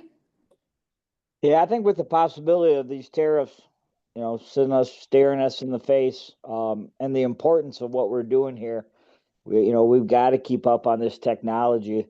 I would definitely say let's green light this, and also special thanks to Tom, that extra hustle talking to all the stakeholders and putting that together. So yeah, so let's do this.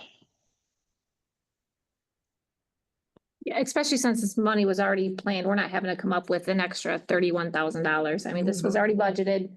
We've got the money there. It was planned for this to happen. Yes, so do we, $50,000 savings from the general fund. because of these other departments that chipped in. So thank you, Breck sitting here. So I'll say thank you. Part of the CPL Don. fund. Don's raising his hand. Oh, Don, go ahead. First off, can you hear me? Yes.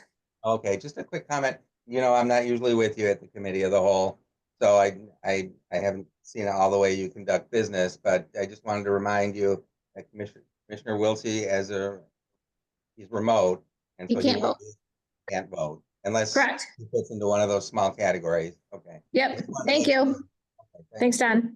Someone want to make a motion? I will make the motion that we authorize the purchase for the IT department in the amount of $78,787.59. Motion, Commissioner Serbrook, support from Commissioner Mayhew. Any further discussion? Roll call vote. Craig Scott, Yes. Jenny David. Yes. Roger Mayhew, Yes. Mark Serbrook. Yes. Thanks, Tom. Anything else? Nope, thank you very much for the support. Nice work. Thank you. Item B, Randy Booth, Equalization Director, Equalization Department Report. Okay, Randy's not on tonight.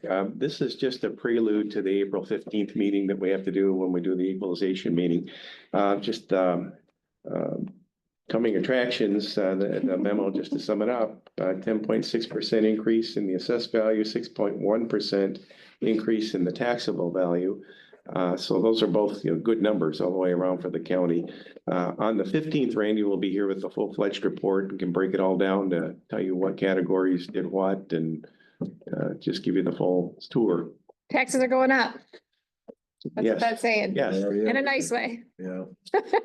Thanks. Nice way. Madam Chair, But yes, could we take a 5-minute break before we go into the next? Sure. Thank you. Buck's kicking. Let's go. Thank you.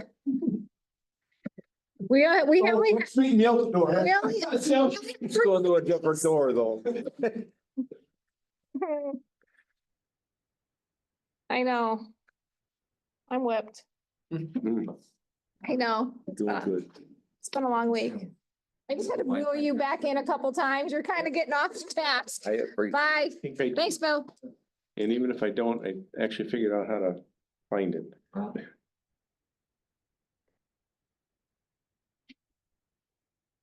Oh, hey, and Doris is on. I seen that. It's West Branch, all one word, capital W, capital B, and then the number 65. Thank you, sir. Hi, Doris. I'm so proud of myself for being able to answer that. Quite a bit.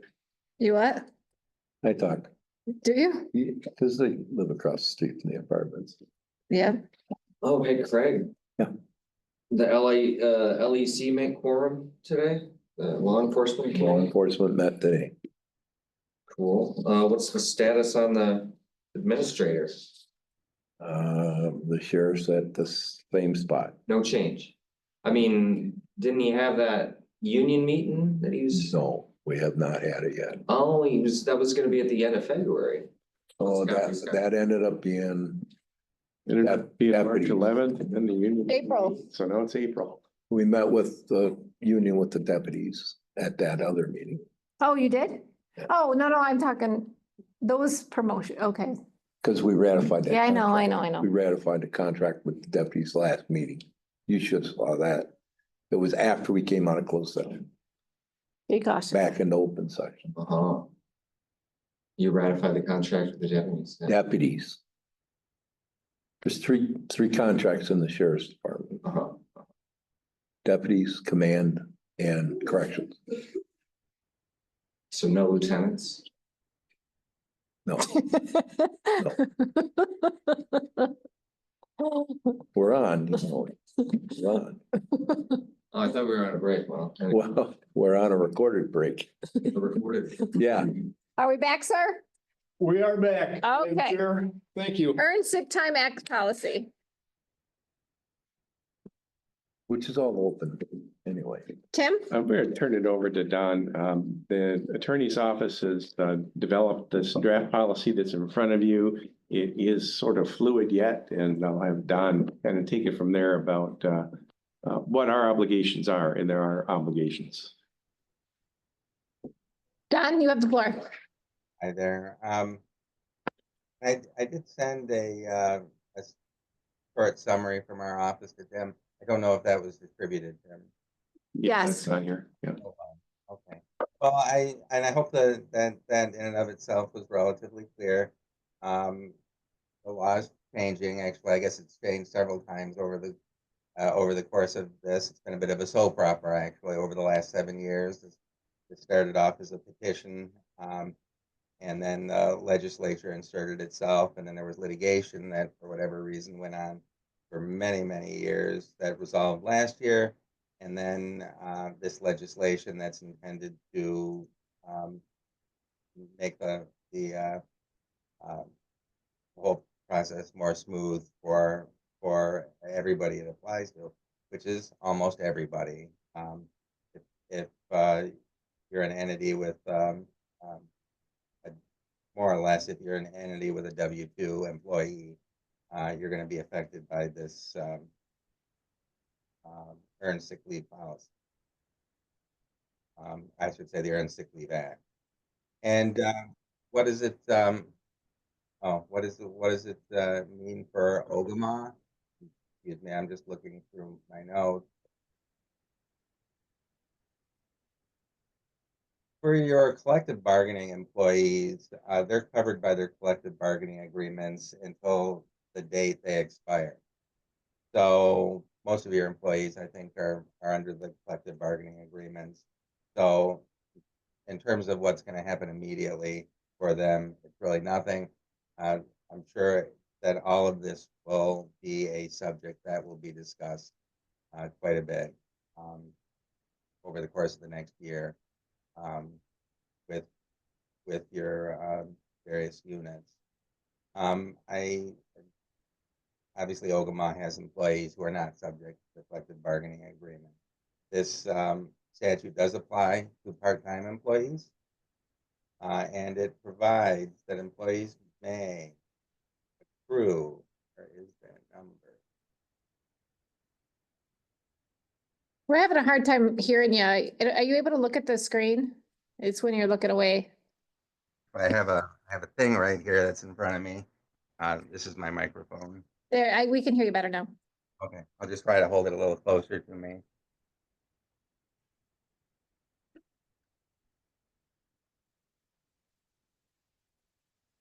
Uh, 1 hour, basically your employees will have the statutory right to earn 1 hour of sick time for every 30 hours worked. But they're not entitled to use more than 72 hours of paid earned sick time per year unless the employer decides on a higher limit. Honestly, I don't know if that's a big change for Ogemaw or not. I don't know what your current policy is for non-bargaining employees. But this is something that Ogemaw County is going to have to address and implement. For salaried employees, there's an assumption that they work 40 hours each week unless they have a normal work week of less than 40 hours. It almost looks like a cap in a sense. If your normal work week is 35, then and you know, you're gonna have to remind me now, Tim, is the normal work week in Ogemaw 35? It is for most of our employees. We have some that do 40. Yeah, I've forgotten that, but yeah. So for Ogemaw, it would be there's an assumption then would be 35 for an employee whose normal work week is 35. And that's just for a salaried employee.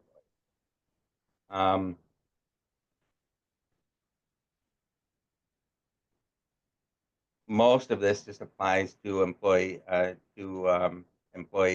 and bargaining agreements after February 21st. Excuse me, after February 21st, 2005. And I don't know if you have any specific questions. I feel like I'm kind of going through some of the bullet points I have in front of me. I know there's a lot of nuance to this law and a lot of questions that get raised, and some of which are simpler than other questions for sure. Perhaps it would be more productive if you had some specific questions. Tim, can you kind of give us a short version of this? Yeah, first on, when are we required to have a policy adopted?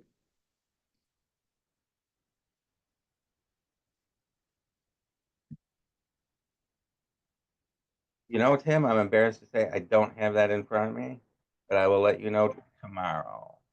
Okay. That's my biggest concern. Even if we just got something boilerplate that would pass muster so that we're in compliance with the statute, that's what I'd want to do. The discretionary items in here really probably, I mean, just looking at these, the numbers, the 1 hour for 30 hours worked is probably our best move at this point. We don't have personnel policy as yet for our non-union employees. So whatever we do here, obviously, is what's going to apply there. And I guess my next question to Don is, are we required to have a standalone policy, or should it be part of a personnel manual so long as it's compliant? I'm gathering, just based on the fact that it came up on its own with a statute, we're going to have a separate standalone policy to address that. Well, I think you could do it either way. Do you have a policy manual that covers? We have one that was adopted, I believe, 26 years ago. And it doesn't even reflect all of the paid holidays, you know, that the county has. So it's nothing that we could rely on, you know. We wouldn't want to amend that with this. We would want to do the full package. I would think. So if you're looking at just getting this done, then it would be a standalone. Right. Here's the other concern, is that any new hires that we have to hand them a copy of this, and I'm thinking then the standalone policy makes that pretty easy. Yeah. But we do have a draft personnel policy, We do. handbook, whatever you want to call it. This is still working its way out, correct? We just need a date of when this needs to be finalized. Right, and I guess, Dan, that's what I'm really wanting to know. You know, if we have to have it done by the end of the month, then, you know, we've got another couple of meetings where we could do that. If it's got a really bad feeling that, you know, it's supposed to be as of the effective date, like we were all supposed to anticipate this and have something done on February 21st. Obviously, that's not realistic, but the way this whole thing went down, when it's I'm reading it, it realistic. sounds like that's what we're supposed to do. And they changed the law just at the last week of February. Yeah. So, I mean, last week. So, everybody is sort of dancing around this right now. And like I said, there is some questions, reasonable questions that could be asked that are fairly challenging to answer because this is all so new. Another question that I posed, and it just sounds like it's, you know, just in the replies that I've gotten, it's still pretty murky.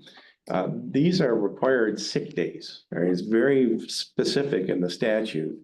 A question I posed is, how does that apply then to, say, a group of employees who have paid time off? Now, the whole idea behind a paid time off situation is that that's supposed to include personal days, sick days, and vacation days all wrapped into one. The statute doesn't recognize that. It's just saying you've got to have sick days. You've got to apply or allow these sick time banks. So how does that play out? I mean, and that's something that, you know, we kind of think we know how it plays out, but it's not very clear. And making a wrong decision is, well, we've been talking about the time off banks already and how that shows up on our audit. This will make it worse if we have to have standalone for sick time. So it's, you know, dynamic like that we need to be thinking about too.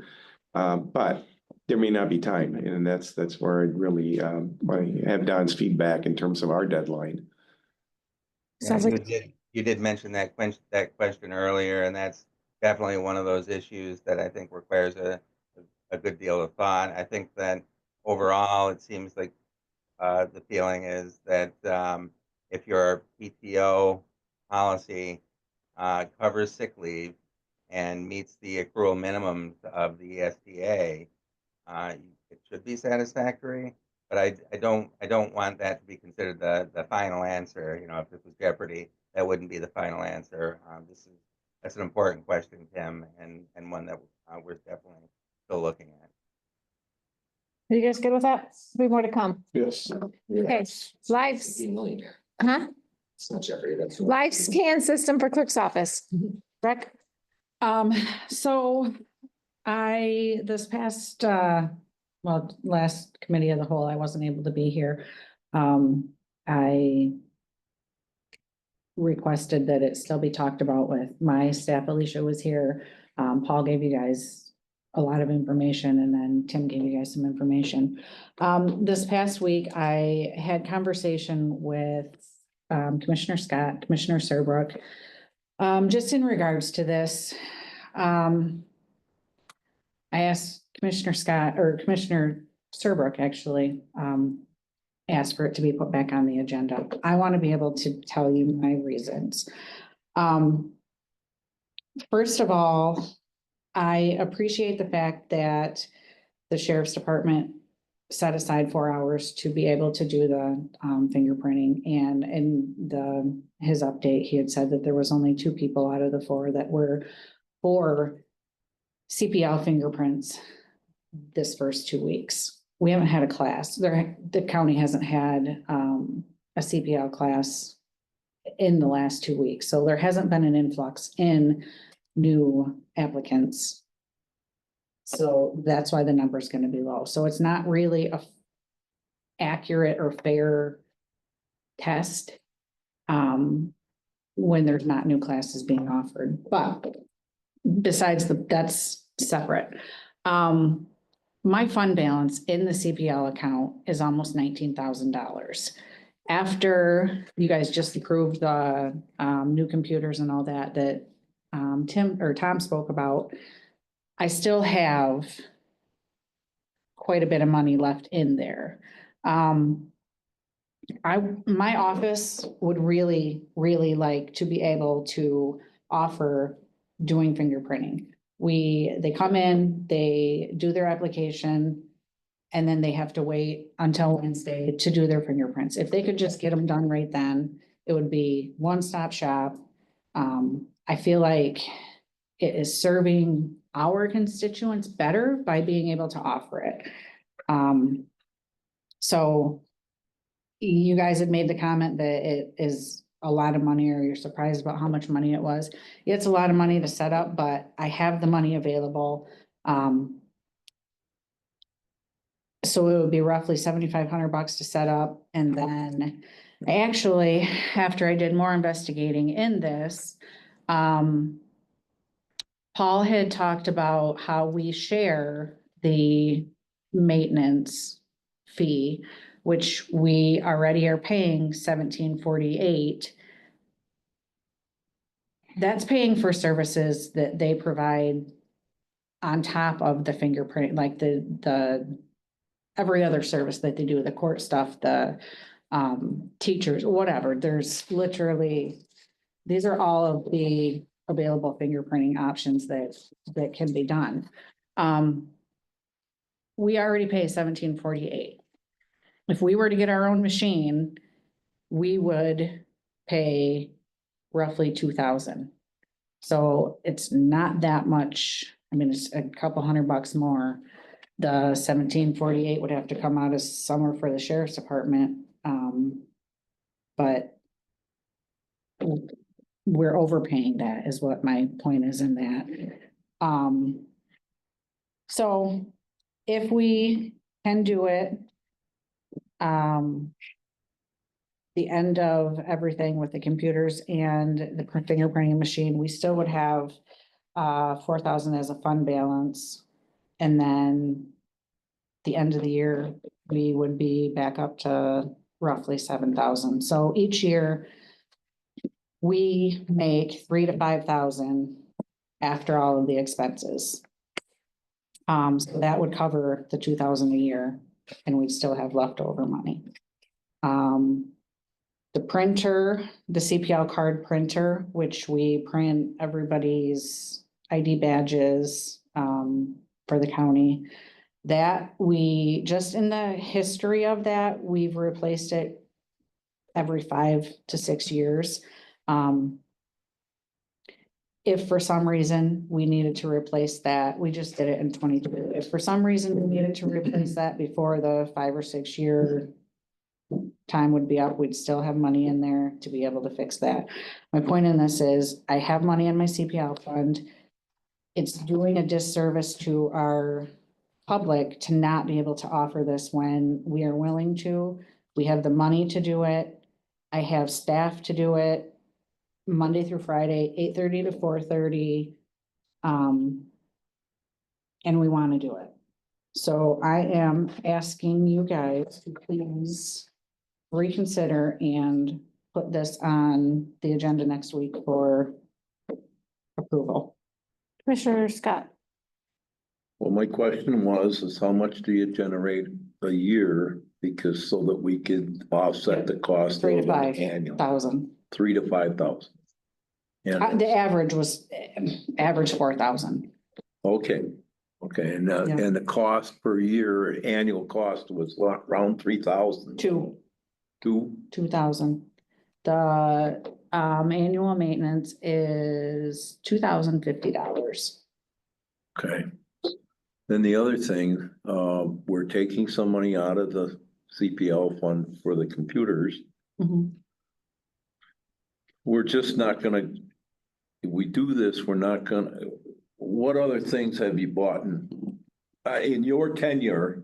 What else? We got the Furniture. lockable desks for security purposes Yeah. for the out of the CPL Right. fund. And that was because I was told that the fund balance was it needed to be, shouldn't be that high. Spent down. Yeah, Yeah. needed to be spent. So we got desks. That was in 22. Yep. What other things do you Do you We see? contribute with, the only thing for CPLs is the printer. The printer? And I mean, that could go and we'd need to replace. And that was when we just replaced it in 22, it was $1,800. I don't know, if we average 4,000, spend 2,000 automatically for sure, then we're only gonna build up. Yeah, we still are. I mean, it's in the black. Commissioner Let me Serbrook. think about it. Go ahead. Commissioner Serbrook. Given the fact that, there is the fund balance in there and, there is obviously the ability to continue to pay the annual maintenance fees, plus there'd be some more left over. And the fact that Breck, her office really wants to provide this service, I'm fully in support of it. And my hesitation the last time was the fact that I didn't know if her office could really support that with their workload. And she has assured me that they can, not only are they willing to, but they want to do it. So I wholeheartedly would love to see it happen. Commissioner Mayhew. They're gonna lose money at the jail because they're getting that money that she's gonna get. So CPL fingerprints, they cannot charge by statute, they cannot make money off of. They said something with $25 or something, By statute, they can only charge 15. whatever, they're gonna lose that out of theirs. They're not, it's not revenue for them though. It wouldn't be revenue for me. It goes to general fund if it goes anyplace. That doesn't, so the money that brings in doesn't go back to the CPL fund? No, it goes to the state police. Commissioner Wiltie, did you have something? I appreciate, Breck giving us some more explanation. I, along with Commissioner Serbrook, when we talked about this last, I did like the idea of the pilot program to kind of see what the needs are. Breck brought up a good point. I know right now there isn't any current classes, but I know there's more classes coming up, and it is something that more of our residents are doing. There's more classes being offered. It is nice that we can afford it. We've got the money there. We're obviously still on average going to be banking some money per year. Our residents' taxes are going up. We see that. We're still asking for millages. It is awful nice when we can have some perks of being able to give the residents a little bit more. So I definitely think we should do this. Why don't we put this on for next week and everybody come and anybody can reach out to Breck if they've got any further questions. Thank you. How much was the live scan thing? How much did the unit cost? The unit was, it'll be 7,500 for the setup. So basically, it better last for 7 years if we have to buy another one. So the maintenance agreement's for. It needs. Well, that's gonna run out. It needs to last 3 years. But I still have money Yeah, if it doesn't. okay. My concern, and I think that this is a great service, and I appreciate you coming to us with this, with more information. But my concern also is staffing, because there's been an issue with short staff, was screaming at us about short staffing. I don't mean you specifically, but staffing has been an issue in your office. And this is just adding on, I don't know, how long does this process, I mean, I've done it, I'm getting ready to renew. How long does this process take for an individual coming to your office? From A new applicant. Yes, From start to finish. I mean, right now, it probably from start to finish takes maybe 10 minutes. If that. So was my main concern is, yes, he brought it to us, the cost of the machine was kind of alarming. I think it was like $7,500 or whatever it was. Yeah. And they have one, so, but then also the staffing issues, because, I read in that, budget committee that she said that, court cases are up. And with all of these new, laws that are coming down the pipe, it sounds like there's gonna be more arrest and things are gonna get tougher on criminals. So who knows what's gonna happen in the near future? So staffing is my concern, but. Yeah. No, I honestly, we have, so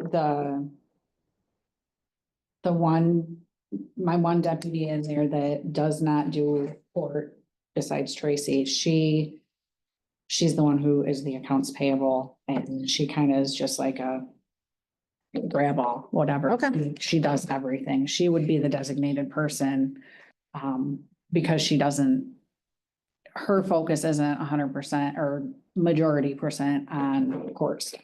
Okay. So. Commissioner comments, Commissioner Serbrook, Nothing. Commissioner Mayhew. No. I have nothing. Commissioner Scott. I'll just briefly go over the LE meeting we had a little bit earlier. Doug asked a little bit about it. We took a look at the jail administrator status is the same. The sheriff just wants he wants it basically his way and he's saying that he's backing down to the point that he doesn't care that the administrator be on a salary, but has to remain in the union and pretty unwavering with that, even though that we're saying this would create filling that position can create an opening. And he's not concerned about filling the opening right now. And road patrol status, I guess, the new patrol officer is done today with training, and he's still being shadowed a little bit, but he'll be going at night solo.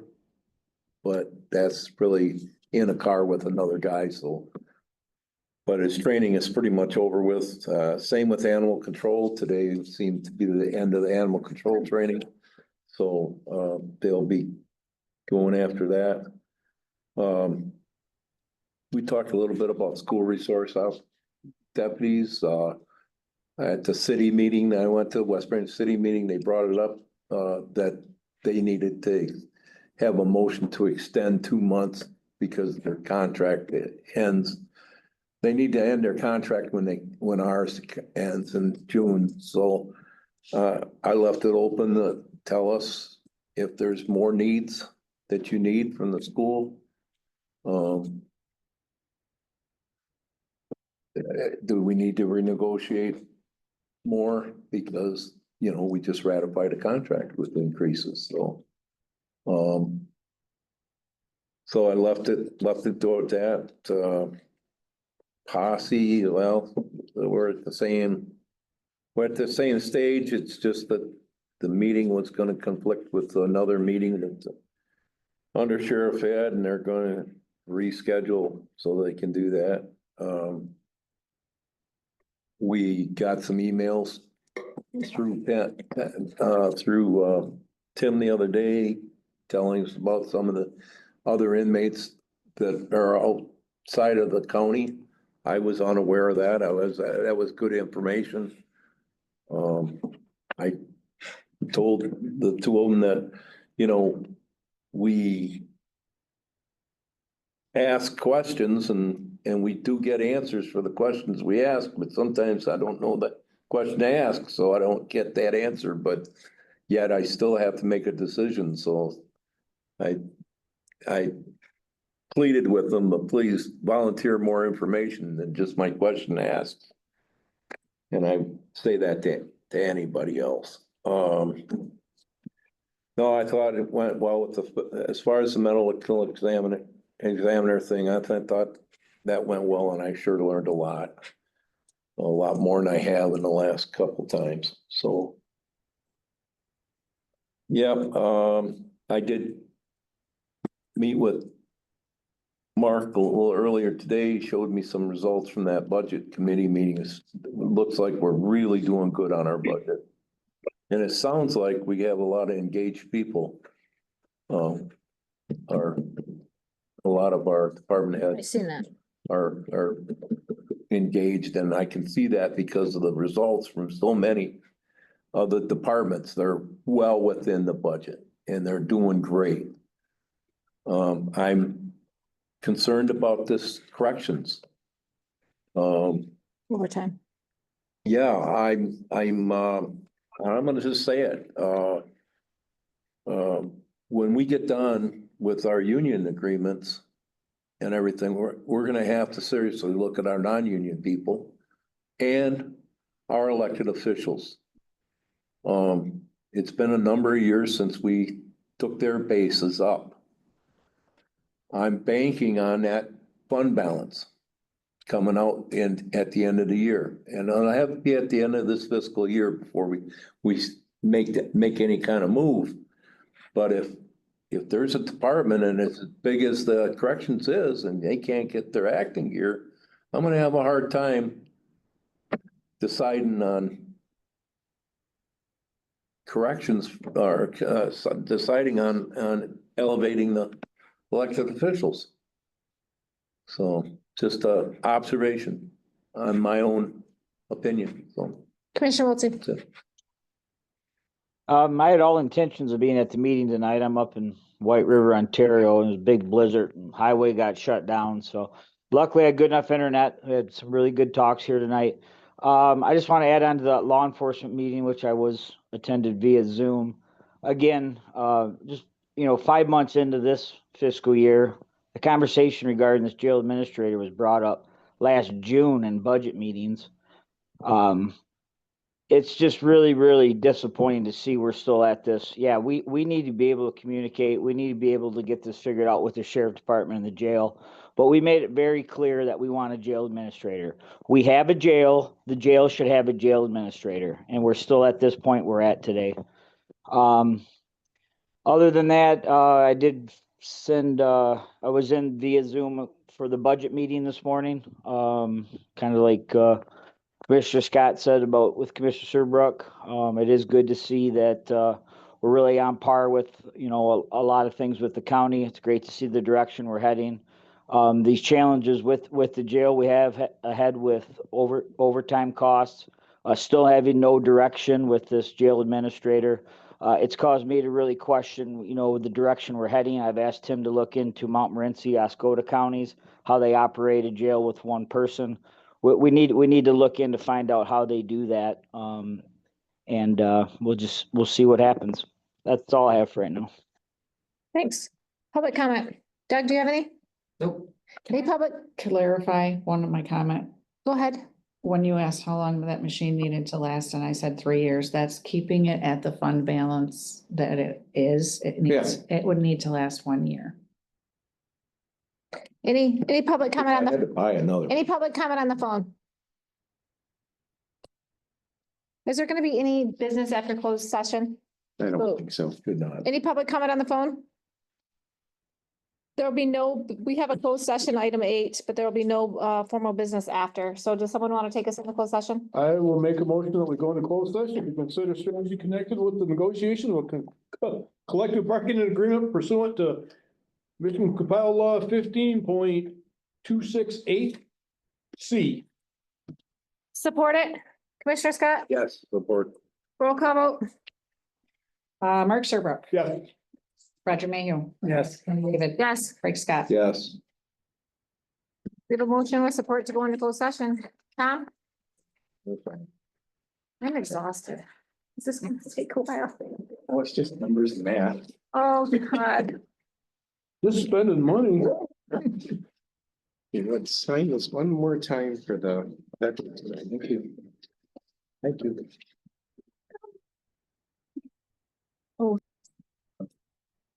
No, so I'm going. I'll make a Motion motion to- to come in an open session. Motion with support to come into open session. Roll call vote. Jenny David. Yes. Craig Scott, Yes, Mark Serbrook. Yes. Roger Mayhew. Motion to adjourn. Roger. All in favor? Yep. Oh, we don't have to vote. We're good. Bye, guys. I'll be safe. Thanks. Thanks, Charlie. Oh, goodness.